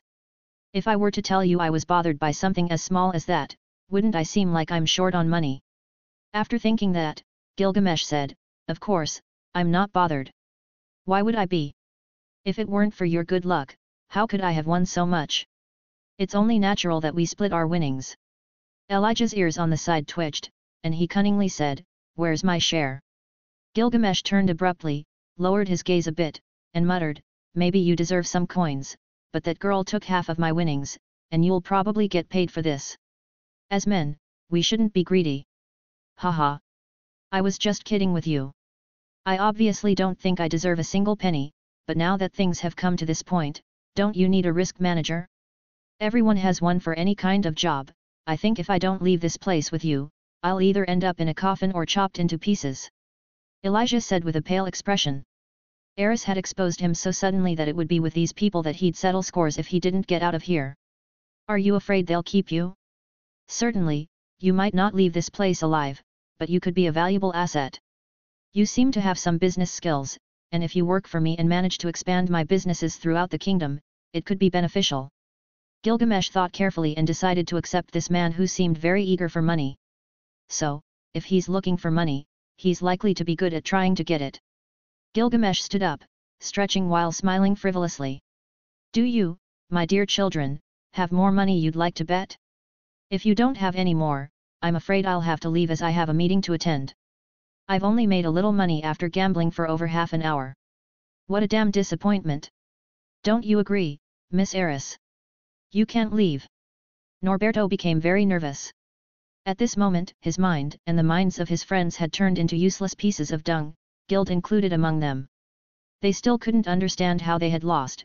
The consecutive losses had stunned them to a level only someone who was drunk could achieve. Each of their betting skills should have been better than Gilgamesh's, who was just a child, and yet, they, who were playing against two kids, had miserably lost everything. Not to mention that Gilgamesh had gained slightly more than them, which made it impossible for them to continue thinking that cheating had been involved. What kind of explanation could they use to understand this? I still want to bet with you, I have assets to wager. Gild removed his rose gold necklace and placed it on the table. Haha, you my dogs, do you think I'll accept your damaged goods? Gilgamesh smiled with disdain and said, do you want to keep betting with me using that worthless item? It would be better if you went back home and brought more money. Gilgamesh had already stashed all the money bags in his door to Babylon and was about to turn away. Wait. Gild turned to his friends and said, take out everything you can, right now. Norberto and the rest were well aware of the miserable consequences of returning home with not a single coin. Immediately, they removed everything valuable from their bodies and placed them on the table, whether it was gemstones, jewelry, or swords. This is one of the best swords you can get from normal blacksmiths, and this is a high-grade magical staff that will also be in the bet. The price of these items should add up to 150,000 Azura gold coins, but now all the items will be wagered at 200,000 coins. Gild stared directly at Gilgamesh with his eyes reddened and said, in addition to that, you'll get several books of powerful magic that can only be obtained in the most prestigious academies. What do you say? Eris, who was about to leave, watched these actions with a surprised expression. She also knew how expensive magical books were, and they didn't usually contain spells of such high level. As a girl who could grasp certain aspects of what was happening in this place, she realized that this was no longer a simple bet. But she didn't feel fearful at all, nor did she intend to leave Gilgamesh alone in this wager. Gilgamesh looked at the items on the table, and what interested him the most was that sword, which could end up in his door to Babylon along with those magical books. But there was nothing else that caught his attention. However, in the end, he revealed a sinister smile and said, I agree to one condition only, I want the hand your friend pointed at me with, and it shall suffer no more than that loss when I leave this place. When everyone heard Gilgamesh's words, they felt a chill. Who could make such a request? It wasn't about money or jewelry, it was about a real hand. The boy who had called Gilgamesh and Eris cheaters began to tremble with fear but gritted his teeth and said, I'll give you even my tongue, but if you lose, all your money will be ours. Gild's face turned pale, only now did he realize that he was standing in front of Prince Gilgamesh, who had been at the Black Pearls auction that day. They were now facing the Red Prince of the Azura Kingdom. His mouth closed tightly, his heart rose to his throat, and the blood in his body chilled with fear. Gilgamesh noticed Gild's abnormality in front of him and smiled, it seems you've figured it out.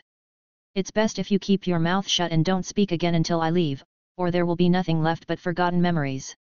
Eris, on the side, had shining eyes and said nothing. She was very impressed to encounter someone even more arrogant than her grandfather, someone more violent, and the subtlety of his cruelty left a significant impression on her in this first encounter with this stranger. There are rules and principles, you know very well that a man should not lack respect. Much less to a lady who has nothing to do with this. I will be prudent and won't cause trouble in this city, but there are things that must be done, said Gilgamesh as he returned to the table. With no strength left in his body, Gild couldn't even speak due to the sudden trauma that had exploded in his mind. He had heard of Gilgamesh's cruelty, so he thought carefully about a solution to remedy all the disrespect he had committed in this place but didn't know where to start. Chapter 66, Eris's Bet. Have you accidentally swallowed your tongue?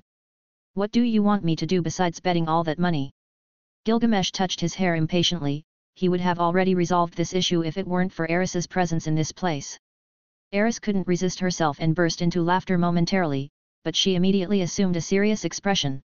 Under the table, after sitting back down, she playfully nudged Gilgamesh's side for making her laugh. The muscles on Norberto's face were about to burst. He was furious to the point of wanting to start a fight. Forcing himself to remain calm, he responded, "Gil, right? Since you like to gamble and are after our friend's hand, then if you win, you naturally get everything on the table in his hand. Something so simple?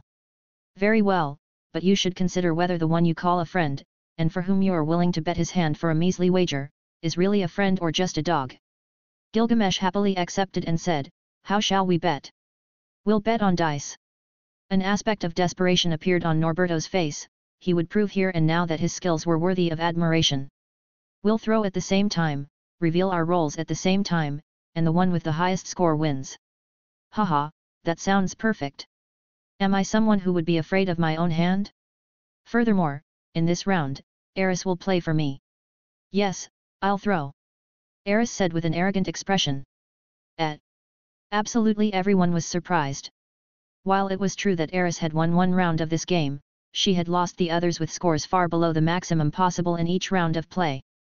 "We have no problem with that," Norberto and the others said excitedly. Their eyes lit up.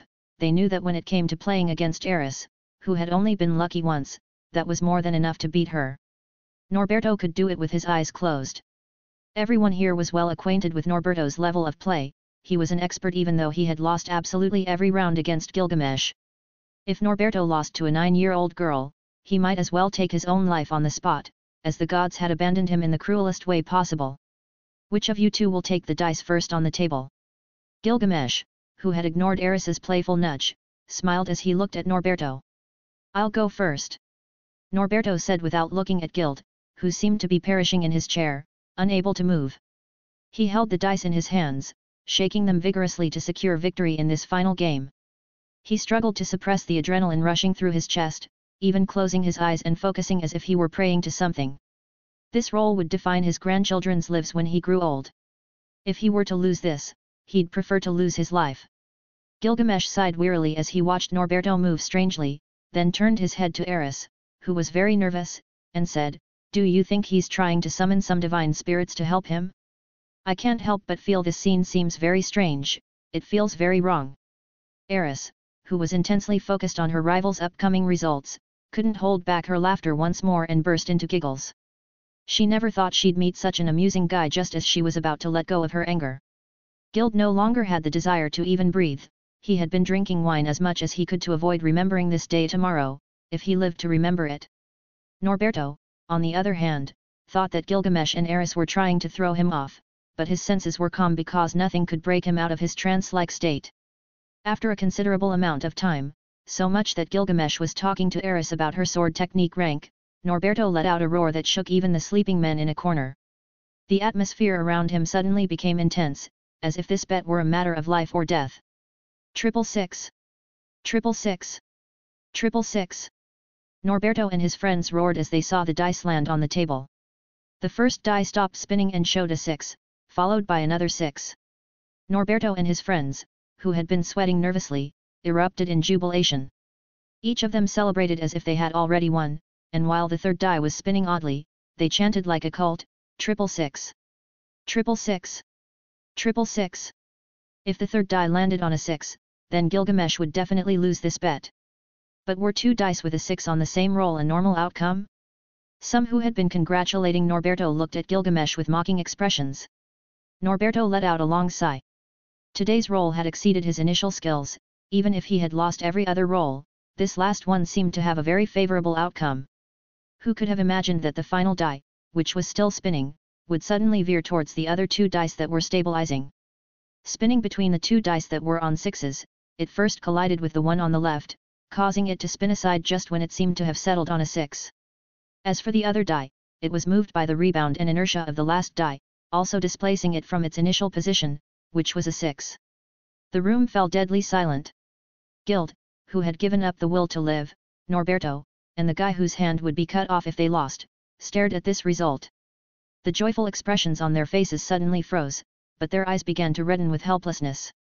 All 3 dice showed a 1, a miserable 1 each, resulting in a total of 3. According to their words, if they somehow rolled 3 ones, that meant they would become monks in a church and renounce their worldly desires. I'm done for. Norberto closed his eyes as he fainted. The remaining people, like Gild, all slumped into their seats in complete exhaustion. They stared blankly at the 3 dice with a dull expression, each feeling the urge to burst into tears. Ha ha ha. Elijah, on the side of Gilgamesh, knelt before him and said, I feel like you're a god, please give me a job. Can I take my things then? Gilgamesh asked as he stood up. What are you talking about? You might also roll 3 ones, you can't take anything without taking your turn. Cried one of the guards on the side, who was weeping over their boss's loss. Do you think that's possible? Eris stared at the guard as she asked that question. No, they have a point. Gilgamesh looked at Eris and said, show them the luck you carry on your shoulders, Miss Eris, win this game. Watch carefully. Eris shouted as she held the dice and shook them vigorously.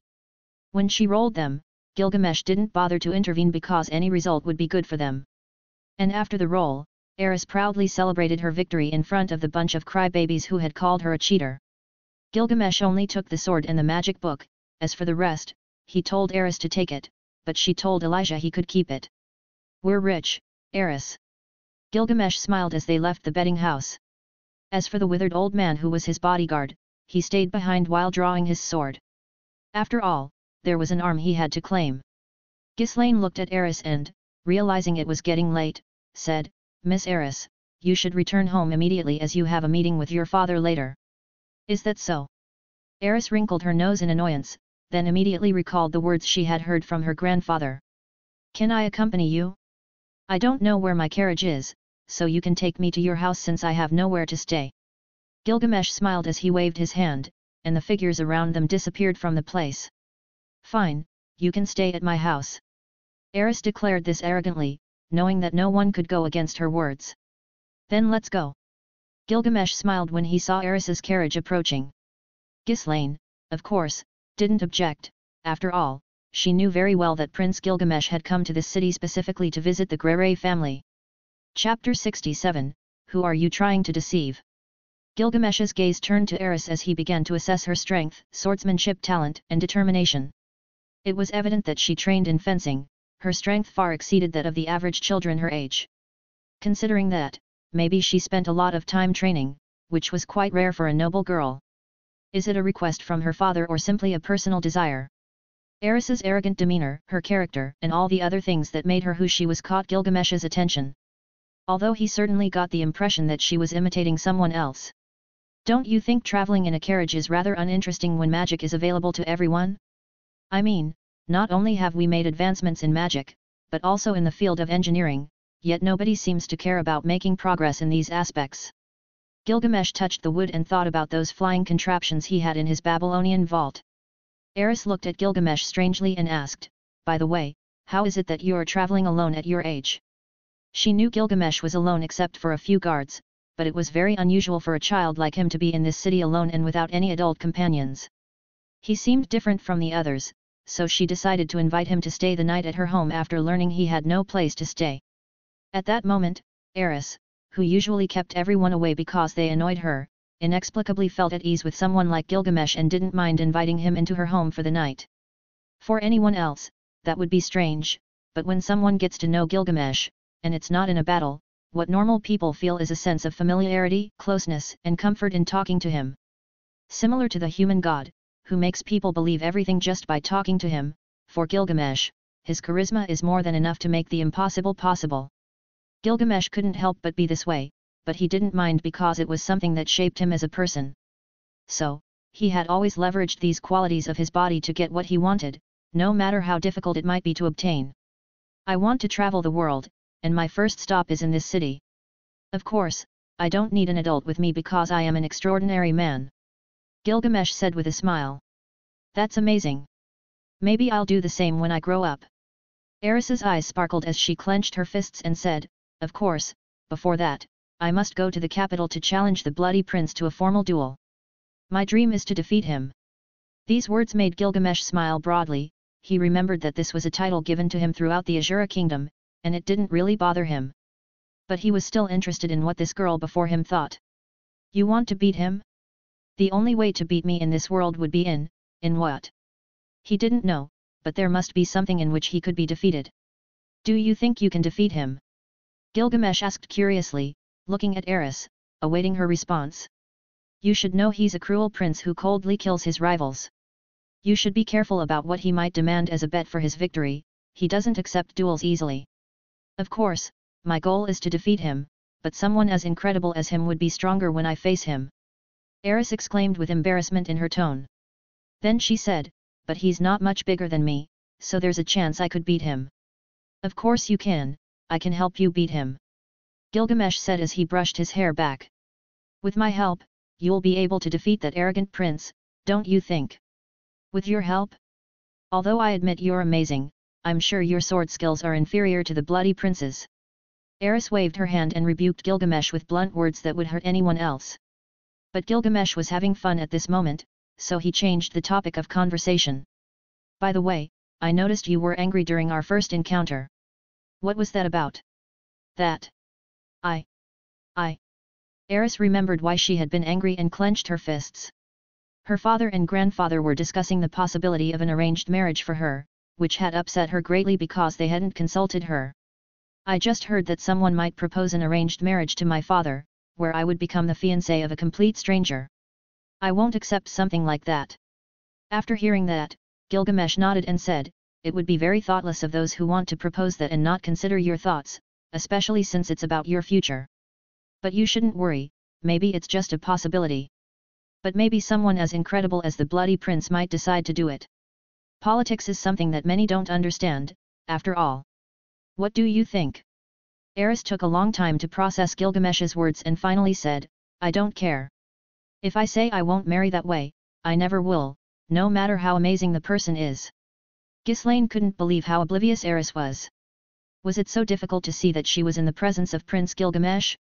It was true that it would be hard to believe that the prince, who didn't like to leave his mansion, was now in the Fido region. But she had to admit that this boy's behavior had been normal the whole time, as if he were just a child, similar to Eris's behavior. It was known that Prince Gilgamesh's faction was growing at an alarming rate, which Ghislaine had heard from Eris's grandfather. So, they needed to consider what to do to keep the family on top of all this.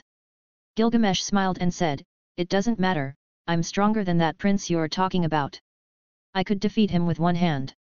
Hearing Gilgamesh's words, Eris was astonished. These were very arrogant words to say and think, but she didn't see it that way, so she said, haha, what kind of nonsense are you saying? I'm sure the prince is more magnificent than you. Maybe you can beat him in bets, but not in swordsmanship. If you can beat me in a duel, then I might consider you have some skill. But you're much bigger than me, that wouldn't count as a worthy victory to boast about. Gilgamesh interrupted Eris's words and said, it seems I'm about to turn 11, but that's not important. Age is just a number, after 15, age no longer matters in terms of wisdom. Eris looked at Gilgamesh challengingly and said, are you trying to sound interesting by using words I don't understand? Not at all, I'm not that simple, Gilgamesh said with a smile as he looked at the walls of the Grere mansion, the residence of the feudal lords of this city. Now, they had reached their destination. Chapter 68, Who are you? When Eris stepped out of the carriage, she raised her hands and said, welcome to my home. First, I'll have to talk to my father and let him know about your invitation to stay since you don't have a secure place to sleep. I am very grateful for your invitation, Miss Eris. I'll patiently await your return. Gilgamesh said with a formal greeting. Very well, wait here. Eris nodded and hurriedly entered the front building. She seemed happy to have found a rather interesting friend who shared some similarities with her. Ghislaine, who stayed by Gilgamesh's side, asked in a serious tone, is there a specific reason you kept your identity a secret from Eris? In truth, yes. I need to be sure if her attitude is to my liking, otherwise, I won't be interested. Although my goal in coming here is to establish a commitment with much larger objectives, if my fiancé doesn't suit my taste, there won't be a commitment.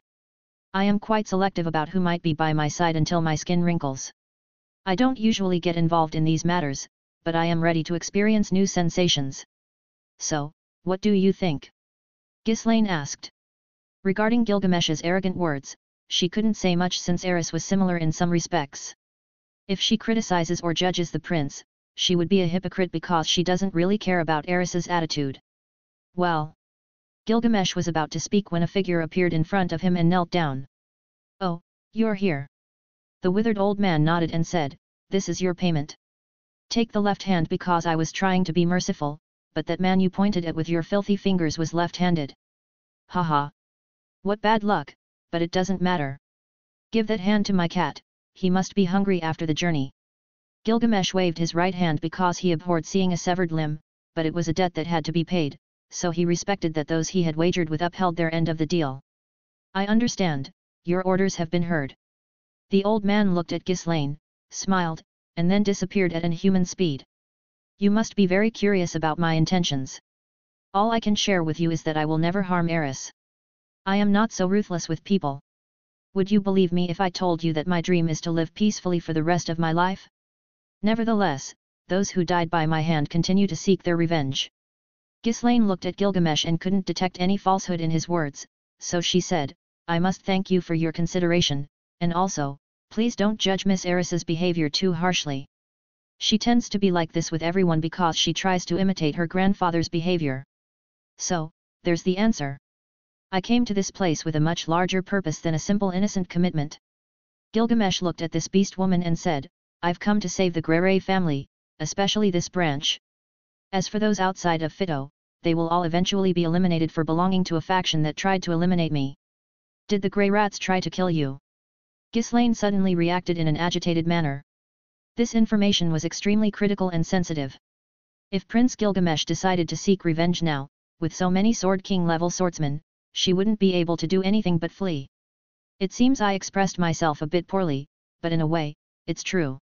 Well, I'll discuss that with Eris's father, and both of us will decide the future of this family within the Azura Kingdom. Gilgamesh extended his hand for Ghislaine to lead the way.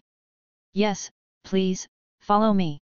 Ghislaine said, feeling a chill as she saw the true behavior of Gilgamesh, and she walked directly to where Eris's father was. To avoid completely wiping out the Nodos Grey family, Gilgamesh came to this place to make a commitment with Eris Nodos Grey. This way, his brother Grabble's faction would be divided, and its power would eventually fall into a pitiful state. Of course, if the Grey family in this place couldn't discern between survival and being staunch protectors of their family, Gilgamesh would have no choice but to use force. However, he had done his research well and knew that this outcome was unlikely. Gilgamesh intended to start by seizing the Fito region from the Azura Kingdom, establishing it as his starting point, and completely reforming this rural city by taking advantage of its flat lands to develop his own fortresses. The businesses he was forming were also crucial.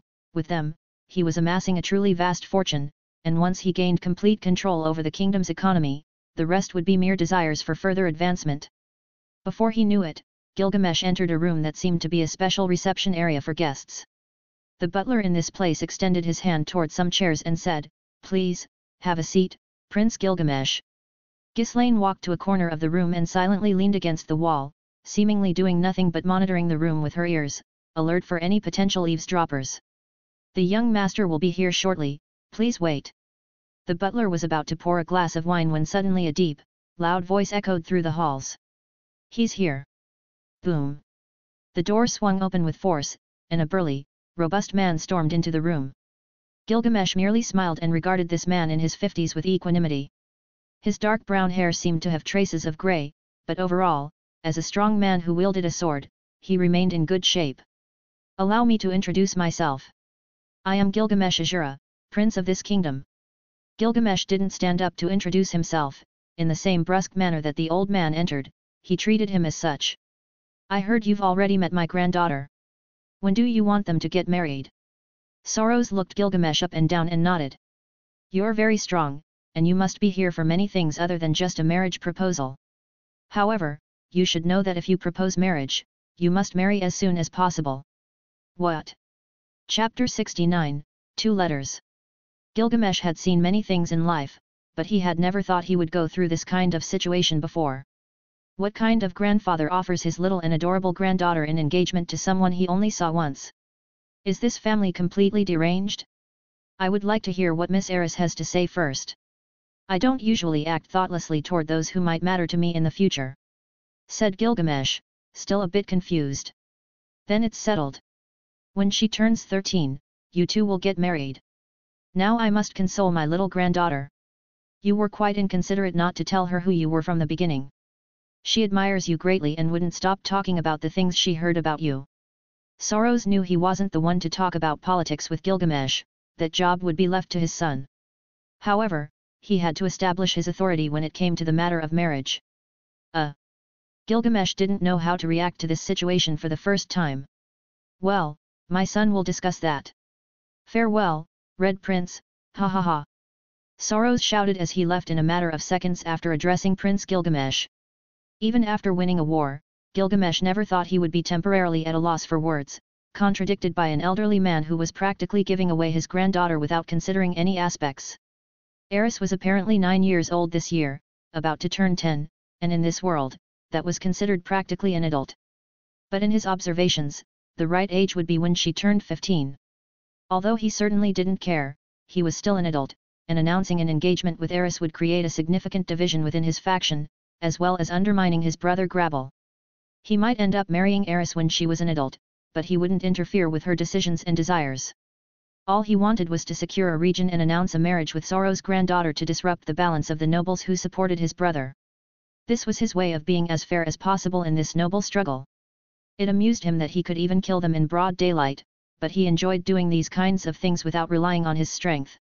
"Is something wrong, Thomas? Why haven't you closed the door?" Another person entered the room through the side door. "I heard my father very happy just now. Did something happen that I'm missing?" The figure appeared in Gilgamesh's eyes, and it was a slender figure with hair of a shining tea-colored tone and features very similar to those of the elderly Soros, so this must be his son. "Sir, I beg your pardon, but just now the Great Lord has spoken with Prince Gilgamesh, and it seems that they have gotten along quite well. It seems quite normal, we are talking about Prince Gilgamesh, after all." Eris's father's words were heard as he walked in front of Gilgamesh, showing respect. "Pleasure to meet you, Prince Gilgamesh. My name is Philip Boraz Grere, and I am Eris Grere's father, whom you recently met. It's a pleasure to meet you, Mr. Philip." Gilgamesh accepted the greeting and extended his hand, inviting him to sit.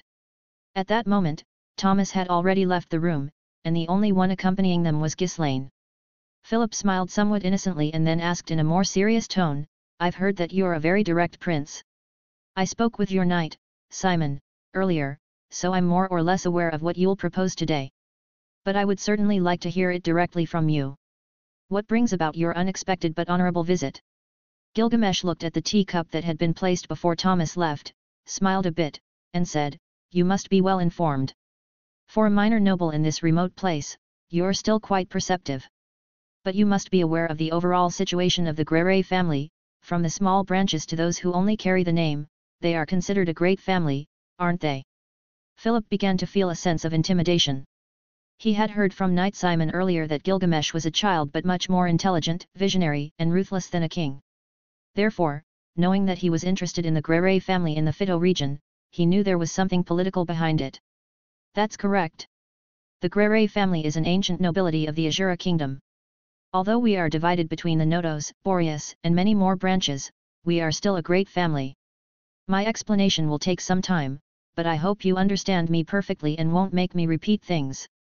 Firstly, and for the record, I want to establish a marriage with your daughter, Eris Grere." Gilgamesh picked up the teacup and, without any discomfort, took a sip of tea. "I hear you. Please let me know the reason behind this." The once innocent Philip now exuded a cold and ambitious aura. He had thought about it but never believed he would be so lucky as to marry his daughter to such an extraordinary man. Philip, although he didn't seem like it, was deeply resentful for losing the duel where the winner would rule the Grere family. Due to this, 2 of his barren sons were taken away so they wouldn't seek revenge, and he was left in this place. He wasn't upset about it, but he was always looking for a way to regain power. "A few months ago, I was drugged and kidnapped by bandits. After that, their intentions were to kill me with poison, but I managed to survive. No matter how I did it, I'm still alive.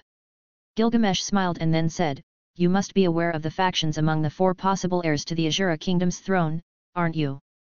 The faction that the Grere family supports is that of my brother Gabriel, which was recently shaken by the unexpected death of the Prime Minister. Are you following along with the explanation?" Gilgamesh asked, pausing for a moment. "So, you want to create a rift with the engagement?" Philip felt as though a sword was piercing his thoughts. What Prince Gilgamesh was planning was incredibly terrifying. If things go as he envisions, the Grere family will split into 2 parts, one supporting the first prince, Grebel, and the other siding with Prince Gilgamesh. Truth be told, as things stand, the Grere family would fare better with Gilgamesh, but that is certainly contradictory to the expected outcome. Something along those lines, but I wanted to hear your opinion, Mr. Philip. Do you want to become the head of the entire Grere family, or do you want to be buried with them? Gilgamesh asked as he looked at the steaming tea in his teacup.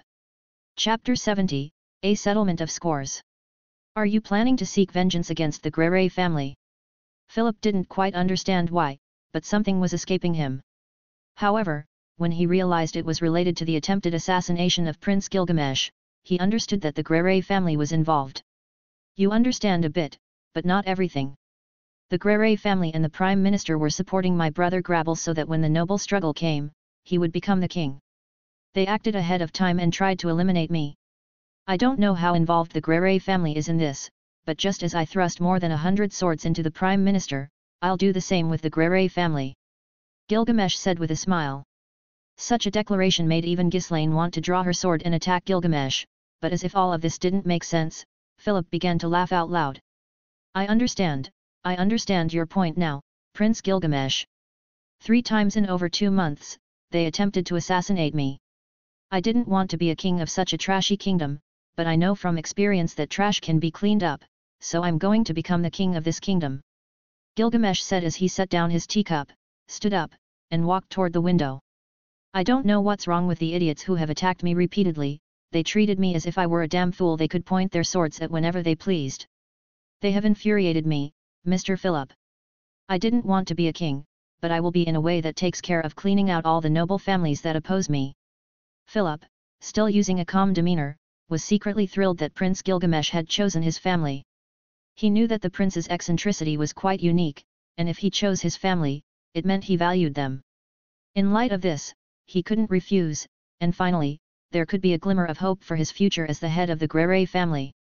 So, you want my support to weaken the Grere family? In exchange for my trust, you are willing to marry my daughter Eris, giving me the assurance that you will consider us when you ascend the throne. Philip had grasped what Prince Gilgamesh was seeking. You've understood it correctly. I want you to be clear on this. It's not about power, a desire for the crown, or any other nonsense that humans often chase in their short lives.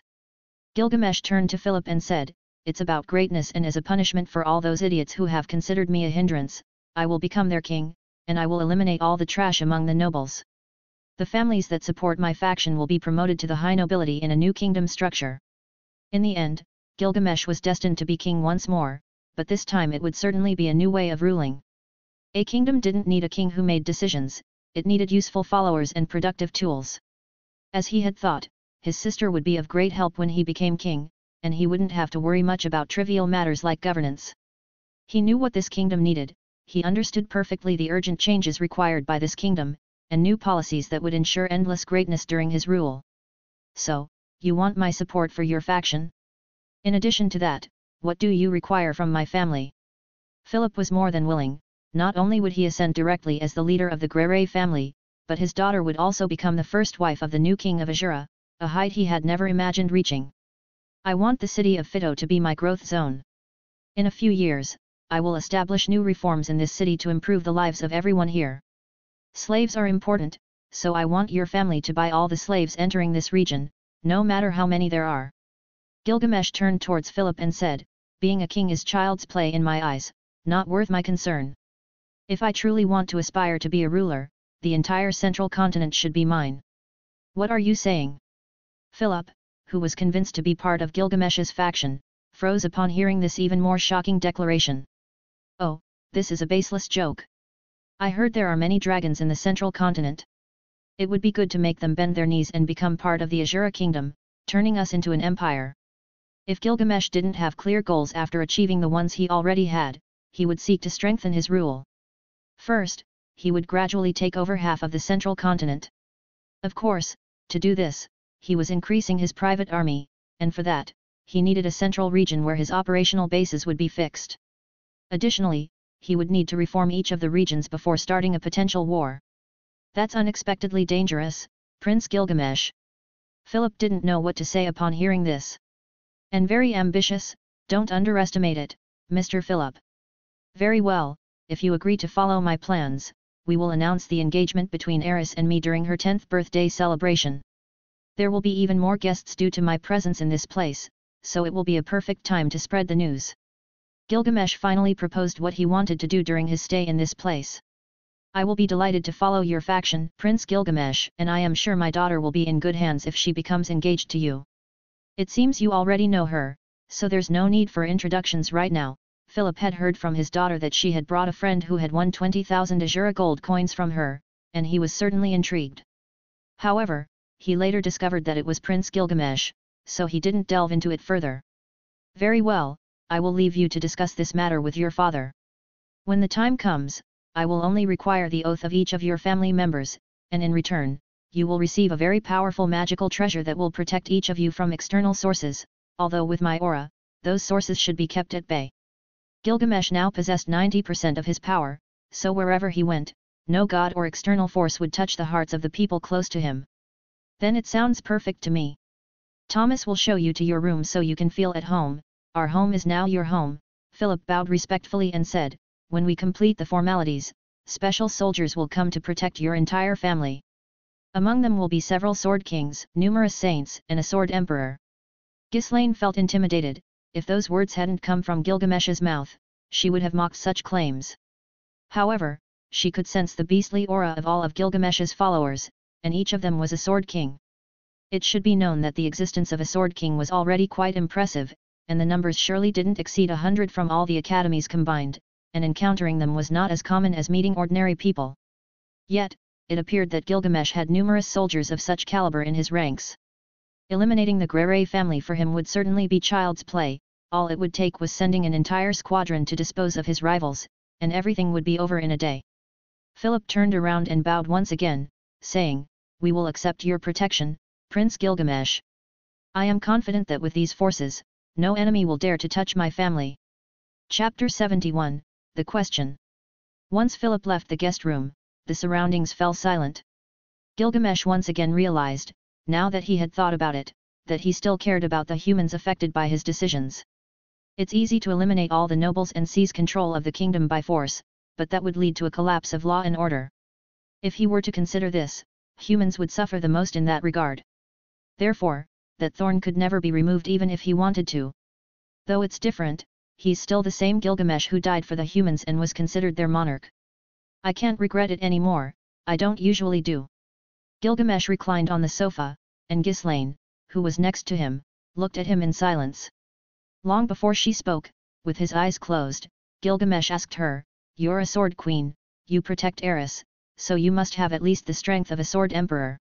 Do you want more power to protect her? Ghislaine, who had her gaze fixed on Gilgamesh, questioned him, is it necessary to be so strong when your people already protect her? I don't understand, do you have an enemy you're worried about being harmed by? Gilgamesh carefully pondered this question, and after using his best words, he said, there are certainly people who want to harm me, but they will never succeed, so the only way to hurt me is by attacking those close to me. I can't see the future, and it's not like I care, but I would at least like to protect those who are close to me. By the way, I will respect Eris's wishes and whatever she decides to do in the future. This is more than a commitment, it's politics, and you know it well. I don't mind marrying Eris, but she must understand my greatness before making that decision. Then show me, I want to be much stronger to protect my lords and especially Eris-sama. Ghislaine walked towards Gilgamesh and asked him this directly and without any hesitation. I see that your sword is very good, but I have better ones that will enhance your abilities, but you must remember one thing in particular. Gilgamesh opened his eyes and gave the beast woman in front of him a deep look, then pointed, this sword should not be aimed at me without reason or cause, otherwise the same sword will end up taking your life. In addition to that, you should only use this sword to protect Eris and anyone else from the Grere family related to my fiancé. It won't interfere with your choices, and this is just the first step to becoming stronger." After finishing these explanations, a golden and very bright ripple appeared on the side of Gilgamesh, and a sword slowly emerged and flew into the air. "If you accept that, take that sword, and the contract is made. No one can control your mind or threaten your life. With that sword, I will protect your life and pride above my own life." Ghislaine didn't dare to be careless and watched as the sword emitted an impressive power. There was both a golden battle aura and a magical sensation surrounding the blade of the sword.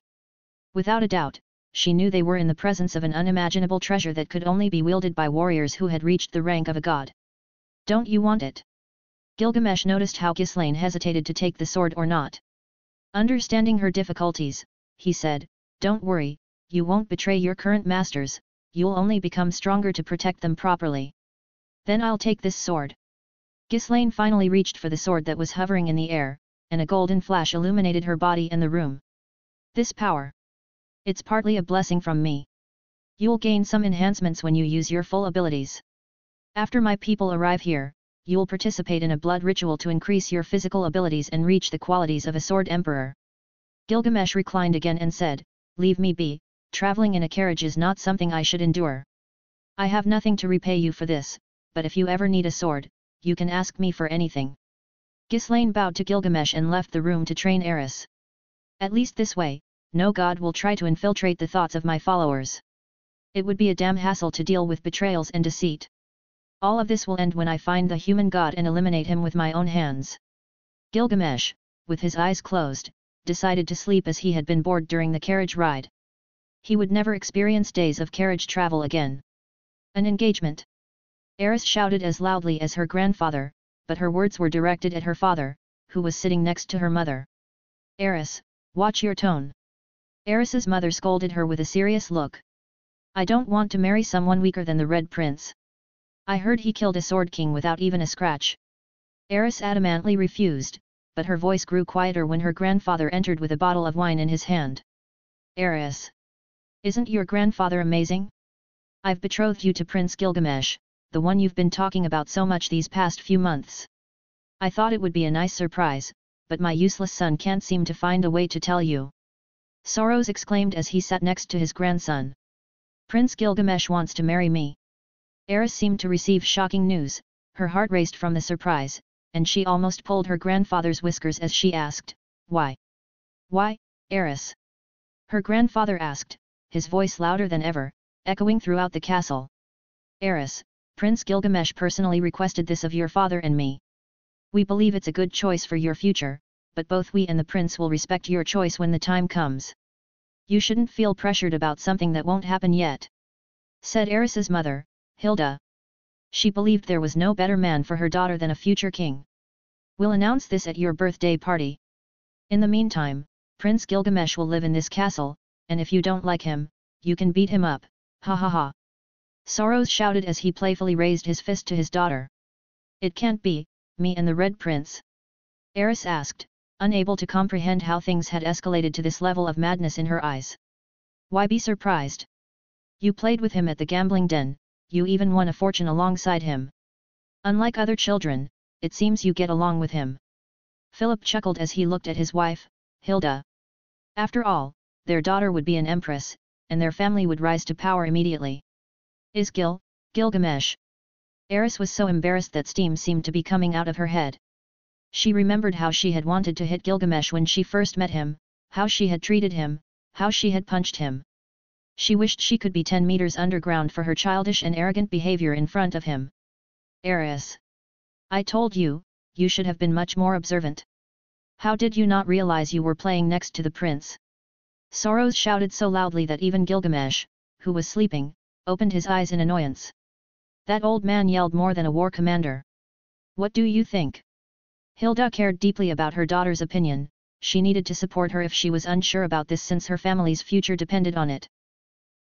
Well, I don't mind," Eris said, standing up with an arrogant expression and shouting, "I'm sure Prince Gilgamesh knows there won't be a better woman than me when I grow up. Ha ha ha. That's my Eris." Soros shouted once again because of the events that had suddenly come into their family's life overnight. Chapter 72, Only Someone Seeking Happiness. In an unfamiliar place. Have you asked for everything? Eldrick looked at those he considered his trustworthy and highly intelligent friends with a furious expression. It was Prince Gilgamesh. Even if we had won, we would have felt worse than shit in this situation, Eldrick. Gild said with a distant look. He had personally witnessed that old demon cutting his friend's hand without being able to do anything to stop it. You should have anticipated it and resolved things, not let this idiot get his hand cut off. Eldrick exclaimed, throwing a wine bottle in consternation. Crack. Now I must inform the different factions about Miss Eris's relationship with Gilgamesh. Something about all this doesn't add up, and at least we'll gain some emotional peace. Eldrick thought about it and nodded. Even if Gilgamesh is the feared Red Prince, he would definitely avenge his friends. Purple Horse Mansion Training Ground. Alastor looked down at the training yard from his elevated stage in the middle of the courtyard. Below him were 500 soldiers, training with each other for the upcoming competition to choose the captains of the different legions. Alastor, who had personally trained them and taught them the blood ritual, no longer wanted to delay this date. The main goal of having strong guards was to be able to control crime and direct it towards the organization that Gilgamesh controlled from the shadows. Creating a business was easy, but keeping it safe was complicated. Therefore, the knights who passed the final blood ritual would officially become Templar Knights. Taking care of Gilgamesh's affairs had to be done with great care. Of the hundreds of slaves bought every day, only half of them were good with a sword and had the talent to become expert swordsmen capable of ascending to sword kings. The rest would be good enough to become sword saints, but beyond that, talents that couldn't ascend to that level were better sent to the extra labor company. The rest, a small minority, were good at magic, but their talent wasn't outstanding. There was no method that Gilgamesh could use to increase a mage's mana or turn them into powerful mages because it involved a more laborious process. As for the last group, they were trained to be workers in the businesses that Elaine had set up under Gilgamesh's guidance. She was impressed. The entire list that the prince had left was so impressive that with each of them, an ordinary person could become a millionaire with ease. Form up now. Alastor's voice resonated across all the training grounds, and these 500 apprentices immediately gathered in front of him. In less than a minute, 2 infantry lines were formed in front of Alastor, ready to receive orders. They were all slaves, and Gilgamesh had offered them the opportunity to become stronger, which was something they understood very well. All of you will undergo the blood baptism and start receiving a salary. You will be transferred to the Tower of Uruk, where you will receive a name and can move on with your life. However, you still have responsibilities from the day you entered this training camp until the day Lord Gilgamesh decides to set you free. Remember, you have no restrictions when it comes to choosing your life, but make wise decisions. Yes, sir. Within these training groups, there were swordsmen and archers, among others. Every warrior had their usefulness as long as they desired to become stronger, and a good weapon in their hands could change their future. Some of you may not understand it now, but one day you will realize how incredible your luck has been to end up in this place. Alastor said as he sent everyone to rest. These people were slaves, after all. Many of them had thought their lives would end at the hands of some crazy noble or something similar. They expected to die within a few months of being purchased or to be subjected to ridiculous games simply because their owner demanded it. But now they were all strong, ate well, and in the future, they could choose their lives according to their desires. Many of them were still confused, while others had set simple goals like buying clothes or getting married. What surprised Alastor was that many of them chose not to return to their homes. Some elves rejected the offer to return to the forest where they lived, and others were so afraid of going back that they simply said everything was better in this place. The fear of being taken away again was slowly turning them into formidable warriors, beasts on the battlefield who only knew how to follow orders and kill, individuals willing to eliminate the worst scum in this world by their own choice, not by command. Alastor felt fear for all these young warriors who would one day step onto a real battlefield. And when that happens, he sincerely believed he would witness a true massacre. Fido region. Grere Castle. Where are you, Gil? Eris searched every corner of her home for Gilgamesh.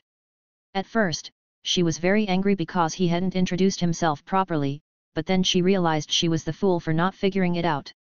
What she wanted to do now was find him and challenge him to a sword duel.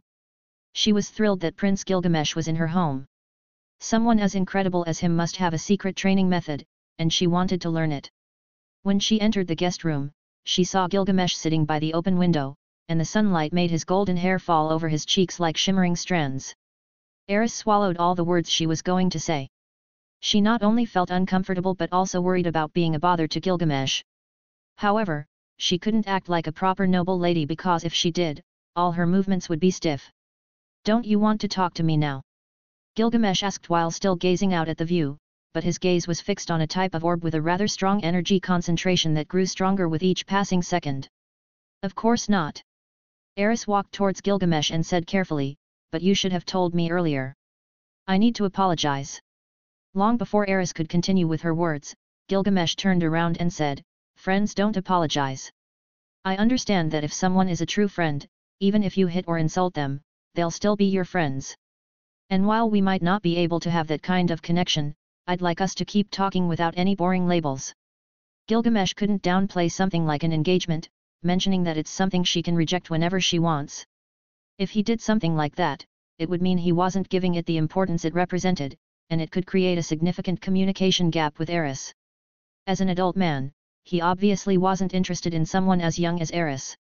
However, she had a very unique aura, and if he personally trained her, he could experience something like the companionship of growing up with someone her age. When he lived in Uruk, no one was on his level, and he had never experienced something like friendship or a peer his age. Although he considered it a waste of time, a small part of him wanted to at least feel a bit of that before leaving this place. Eris's eyes sparkled when she saw Gilgamesh's smile. She smiled in response and said, "Then let's have a sword duel." Of course, things had changed so much that she didn't exactly know what awaited her in the future, but when she had finished her business in this place, she would embark on her beautiful journey across the world. Chapter 73, Training. "Here I go." Gilgamesh took a defensive stance and merely smiled at Eris's posture, who held a wooden sword above her hip. This was a practice battle, but for someone like Eris, it was much more than just a practice battle. She wanted to gauge her current skills against Gilgamesh's. "Very well, let's begin." "Ah!" Eris shouted as she advanced quickly with her sword aimed at Gilgamesh's chest, who showed many openings to be attacked. Boom! The first impact made both swords clash forcefully. That impact almost made Eris drop her sword, and she showed a furious expression as she used her left fist to attack Gilgamesh, who was in close proximity. "You're very predictable." Gilgamesh showed no mercy and, in two swift movements, struck Eris's body, causing her to fall backward without her sword in her hand. "Eris, try it again." Gilgamesh swung his wooden sword and looked at his opponent as if he expected much more from her. "As I thought, you're very strong, but this will help me better understand my strength." Eris walked to her sword and lifted it with an intense expression on her face. When she took the lead, she attacked once more, but this time her strength and speed momentarily increased, causing Gilgamesh to take a defensive stance. This time, his gaze saw the flaws in the girl in front of him and all the qualities that made her a girl with great potential to grow. Her fighting style was interesting, and there was no doubt she would be an incredible swordswoman as she grew. However, at the moment, her small body imposed many limitations. Eris's arrogance and her lack of interest in assessing an opponent who was clearly stronger than her were playing against her. Under normal circumstances, Gilgamesh would have struck her until she was unconscious. However, knowing there was no reason to do so, he was a bit gentler, and his blows only landed on her exposed areas. Boom! Boom! Boom! Although the fight lasted much longer, it ended with the same result as before, and this time it took Eris much longer to recover. "You're very strong, but if you feel pain in your body, you should know those are your weaknesses. In the coming months, I'll personally teach you. Only in battle will you truly understand what it's like to be in a desperate situation." Gilgamesh took out a small red potion and handed it to Eris for her to drink. As he saw the tears in Eris's eyes, Gilgamesh's expression showed a hint of satisfaction. It had certainly been a bit tougher, but he had avenged a bit of how this girl had treated him before. Even though she's his fiancée, if she can't become stronger, she won't be part of his future plans. There's a possibility that she might become his wife, but not now, not even in a few years. At least she must experience life and make her own decisions. A king doesn't marry a woman just because she's beautiful, that would be an absurd and shallow choice. "So, Miss Eris, what will you do?" The smile on Gilgamesh's face had grown wider. He wanted to feel Eris's arrogance again, but it had been crushed by his presence. "I don't like simple people. I will be a king in the future, so you must become much more powerful to face stronger enemies than your dear teacher." Eris clenched her teeth and picked up her wooden sword, pointing it at Gilgamesh with a fiery tone. I'll defeat you someday, so we'll fight until that happens.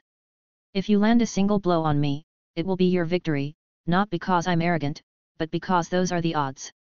Gilgamesh placed his left hand on his sword hilt and said, also, I won't use my left hand, and I won't move from this spot. Ha, is that what you call a fair fight? Aren't you too confident to take me lightly, knowing that I'm weak? Ha ha. What if I've been hiding my strength and surprise attack you? Eris asked while looking at Gilgamesh with an obsessive expression. You have a point. Arrogance is never a good thing in such cases, Gilgamesh lifted his wooden sword and continued, but you're still weak. Eris grew increasingly annoyed at being called weak by Gilgamesh, so, without any further annoyance, she attacked at a much faster speed than she herself realized. This time, she attacked from below, using her short stature to deliver a low blow to Gilgamesh's feet, then quickly jumping back to avoid her opponent's sword. Not bad, but you should know that distance doesn't matter in combat. Gilgamesh threw his wooden sword, which struck Eris in the forehead. Boom! The strong blow didn't make her bleed, but she lost consciousness because of it. When the fight ended, Gilgamesh approached her and gave her another potion to drink. Sensing someone approaching from behind, Gilgamesh smiled and mentioned, don't you think I'm quite cruel to strike Miss Eris like this? Ghislaine, who had walked slowly toward Gilgamesh, looked at Eris and then said, you targeted her weak points, that potion you gave her enhanced her abilities, and in the next fight, she protected the areas you had previously hit. I don't usually strike Eris-sama that way, but there's no doubt your methods are very effective. She had been watching the fight to see how their skills would develop, but as the battle unfolded, it revolved around Eris alone and how Gilgamesh was helping her improve.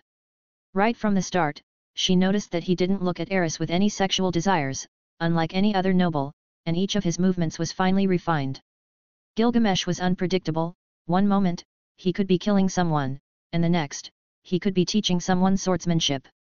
Ghislaine didn't know why, but every action of the prince in her presence seemed like he was searching for a path in this world, as if he somehow didn't know what to do. Ghislaine walked over to Eris and lifted her up, then glanced at Gilgamesh and thought, there are only two kinds of people who have that look, those who are very strong and those who have lived for a long time. For a child to have that look, they must have suffered so much to the point where they can't find meaning in their life later on. It would be helpful if you could take her to her room, she won't wake up until tomorrow, but she'll be fine. I'm going to rest, and if you need me, I'll be in my room. Gilgamesh waved his hand and disappeared before Ghislaine, seemingly indifferent. Very unpredictable. Ghislaine muttered these words before walking into the castle. Chapter 74, Gilgamesh's Cat. Night had fallen, and Simon, who had not appeared before Gilgamesh all day, was busy organizing the castle guards to reinforce security. My lord, what do you think of Miss Eris? Simon attempted to ask a casual question, remembering how particular Gilgamesh was about his likes and dislikes. She's just a child in my eyes. She may have potential for me to take this commitment seriously in the future. However, for now, it's nothing more than an arranged engagement. Gilgamesh replied. He examined the monthly reports and continued, there was a kingdom where the king arranged a marriage between his daughter, the princess, and the useless son of the kingdom's general. Despite her objections, the engagement was considered sacred. But one day, she unexpectedly attacked and killed the general's son. What do you think happened next?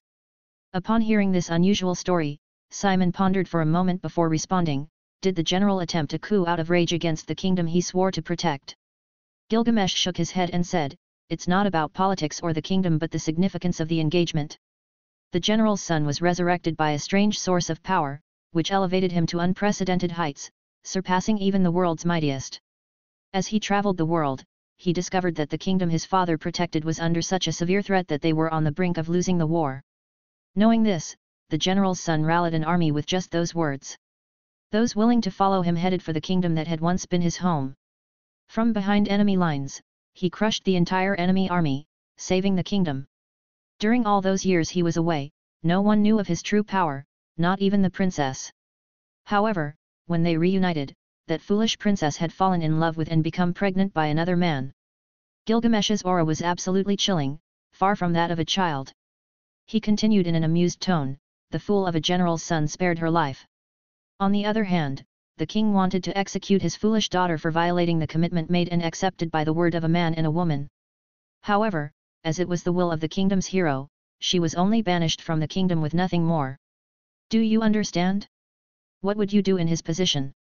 That is far more serious than deceit, it violates all ethics and the word of a man. I would have killed the cur who messed with my betrothed, tearing limb from limb, and more than 1,000 swords would pierce their body until it was nothing but minced flesh. Not that it would affect me, but if it were my case, such an insult to me would be such a tremendous lack of respect that it would be unforgivable. Simon swallowed hard as he listened to this story, his gaze filled with absolute respect for Gilgamesh. He understood what Gilgamesh's word meant to him and that this engagement was not just a mockery aimed at achieving certain objectives. My word is worth more than a man's life. If someone insults my trust, do not forget to cut their throat. Gilgamesh looked at Simon, his eyes gleaming in a crimson hue. That gaze, capable of seeing even into people's souls, was unleashed as he said, I will read the future, watch my back. Yes, my lord. Simon unsheathed his sword, and a powerful battle aura enveloped his body as he followed behind Gilgamesh up a tower. I like to peer into the future by looking at the stars, they will teach me about what's to come. Gilgamesh cloaked himself in a golden aura, and soon, he had brief glimpses of what would happen in this place. In just a few seconds, a large fragment of a future memory suddenly appeared above this location. He witnessed a powerful mana explosion that swept across all of Fido, not only destroying homes but also teleporting all its citizens. The incident resulted in countless casualties and the complete destruction of the Fido region. Beyond this, Gilgamesh's cold eyes saw a figure with a mask engaged in combat with what appeared to be Ghislaine. After observing a bit more about these future fragments, he returned to the present. Wait here, I'll be right back. When Gilgamesh said this, a golden aura enveloped his body, and he appeared thousands of meters above the sky, high above the mana concentration that was slowly forming. What if I destroy it now? Red markings covered much of Gilgamesh's body, and a massive sigil erupted beneath his floating feet, radiating tremendous divine power. Seconds later, the hilt of his sword revealed its entire form. Boom! Boom! Boom! Space seemed to shatter, crimson thunder enveloped the clouds, and soon, the entire moon was obscured by dark clouds. The divine power being released from Gilgamesh's body was so overwhelming that even the still-changing gods in this world were forced into hiding. Would it reduce the damage if I make you disappear? Gilgamesh gripped the hilt of his sword. The concentrated energy overflowed, and the lightning intensified, making the very air feel heavy. The most potent treasure in this world, capable of killing gods and destroying stars, had been revealed, but just as Gilgamesh was about to use his power to obliterate the mana concentration completely, he returned his sword to his treasury. There might be another way, but I'll need a little more time. Gilgamesh shook his head and descended from the sky as the red markings on his body vanished. When Simon saw Gilgamesh appear before him, he bowed respectfully and asked, What happened, my lord? This region will be destroyed, well, most of it will be ravaged by a magical incident. I wanted to destroy it at its root, but it's not advisable due to many factors that could go wrong. I want you to delay the construction of the Tower of Uruk here until the explosion occurs. Also, I want Towers of Uruk to be established on every continent, and if possible, in every realm outside of Azura. Gilgamesh sealed most of his power and continued, in each tower, there should be at least one king of the sword. What we need is an intelligence network and connections with all the slavers without resorting to killing them. In 2 to 3 years, when this explosion cannot be prevented, we must ensure the recovery of most of those affected in this place. When that happens, we will rebuild everything that was lost and make this place an extremely advanced country where we will act as lords. Gilgamesh returned to his room and decided to get some rest. There were many things he needed to process. Floating Castle Chaos Breaker. Dragon King Plagarius Dola sensed that immensely powerful divine presence that filled him with terror, but it suddenly disappeared without a trace. After some thought, he murmured, Almanfi. Yes, my lord. A man dressed in white bowed before Plagarius, who was seated on the throne. Investigate the source of the power that was unleashed a few moments ago, only find out what happened, and do not engage in combat unless necessary, Plagarius ordered with an indescribable feeling inside him. Yes, my lord. Almanfi said before disappearing from the floating castle using teleportation. Chapter 75, A Special Visitor. It was in this place, but I detect absolutely no power disturbance. How can I conceal every trace in just an instant? Almanfi appeared beneath where he had sensed that presence, but he couldn't discern more than that, only a simple location. Should I investigate in the city? As that question arose, Almanfi's body flashed in a bright aura and teleported to the city. His body advanced further and further towards the castle where the Grere family resided until a dagger struck the roof of a building far ahead of his path. Almanfi halted and looked at the figure standing in front of him, an elderly withered man who held his sword like a staff and constantly directed a smile at him. After a few seconds, 5 equally powerful figures surrounded him. "I wonder, what does a man as powerful as you seek in this region?" The withered elderly man opened his eyes, and a powerful aura emanated from his body. His gaze flashed with pure coldness that demonstrated the ability to kill anyone who didn't answer his questions. "In the name of Plagiarius, my lord, I come to investigate what caused that sudden turbulence of divine energy. I would appreciate it if you didn't interfere with my path because, if you do, I will be forced to take drastic measures." Almanfi wasn't concerned about being surrounded by formidable enemies, what worried him was seeing so many of them apparently serving someone much superior. The withered elderly man, who was the strongest of the group, said, "I'm sorry, but I don't care if the Dragon King has ordered you, that won't give you the damn right to disturb my lord's slumber. If you dare to take a step forward, that means you've made your decision, and your lord is willing to bear the consequences. My lord has been bored these last few days, he wouldn't mind starting a war against the Dragon King. After all, there is no living being in this world that can stand against him." Almanfi gripped the hilt of his short sword, clenched his teeth in fury, and asked, "May I know your lord's name?" "Gilgamesh, King of Kings, unmatched and unrivaled among men," said the withered elderly man as he snapped his fingers, and the other figures vanished. "The incident has been controlled, so you can go back and tell Plagiarius that if he truly seeks answers, he can visit my lord, who will be in this place for approximately 3 years.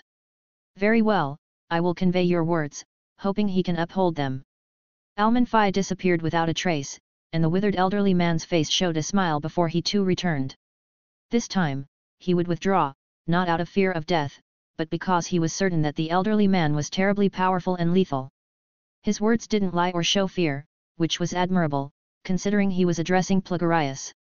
Although he felt furious, he couldn't reflect those feelings in his master's orders. So he decided to return, recount what had happened, and see what actions his lord would take. Days passed, and there was no presence of a Dragon King. Gilgamesh didn't take this as significant because he knew part of the Dragon King's history. Being one of the heroes who saved the world from total annihilation by the demon race, he still had a priority in dealing with the resurrection of the demon god. On the other hand, Gilgamesh didn't want to confront enemies who could be formidable with his current small body.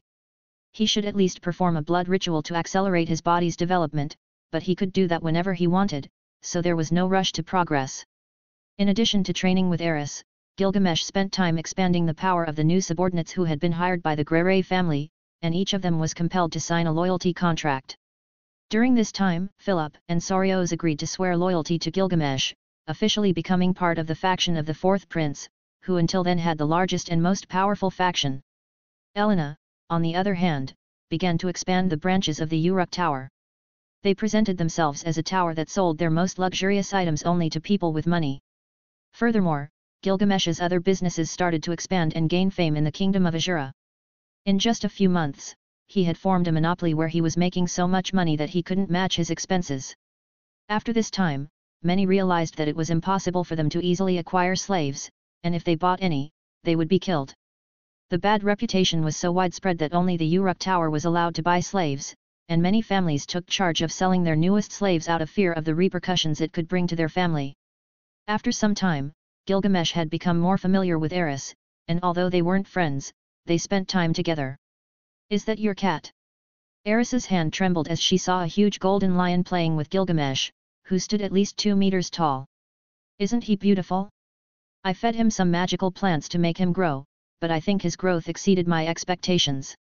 Gilgamesh touched the fur of his beautiful lion while feeding him a large piece of meat. Eris responded hastily, "How is that thing considered a cat? That's a man-eating beast that should be very dangerous even for knights, isn't it aggressive?" "Not at all. He grew faster, but he's still a cub. Come, pet him," Gilgamesh said as he reassured his large lion with gentle strokes. "Well, if it bites me, it's your fault." Eris closed her eyes and extended her hand to the lion's mane. She soon discovered that the sensation was soft and fluffy, which she liked very much. "Haha! Of course, he wouldn't bite me. This big lion knows who his owner is. Eris lifted her head, but when she saw the beast's fixed gaze on her, her expression darkened. Then, she watched as the lion's enormous mouth opened and closed its eyes, only to feel a huge tongue licking her face. Ha ha ha. I guess he doesn't like you, he usually licks his food to see if he'll like it or not. Gilgamesh teased Eris after enduring countless challenges from her and her rigorous training. With her hair wet from the lion's saliva, Eris was about to get angry when she saw Gilgamesh climb onto the back of the massive beast. Hey, don't you want to ride him? Hey! Come on, it'll be a lot of fun.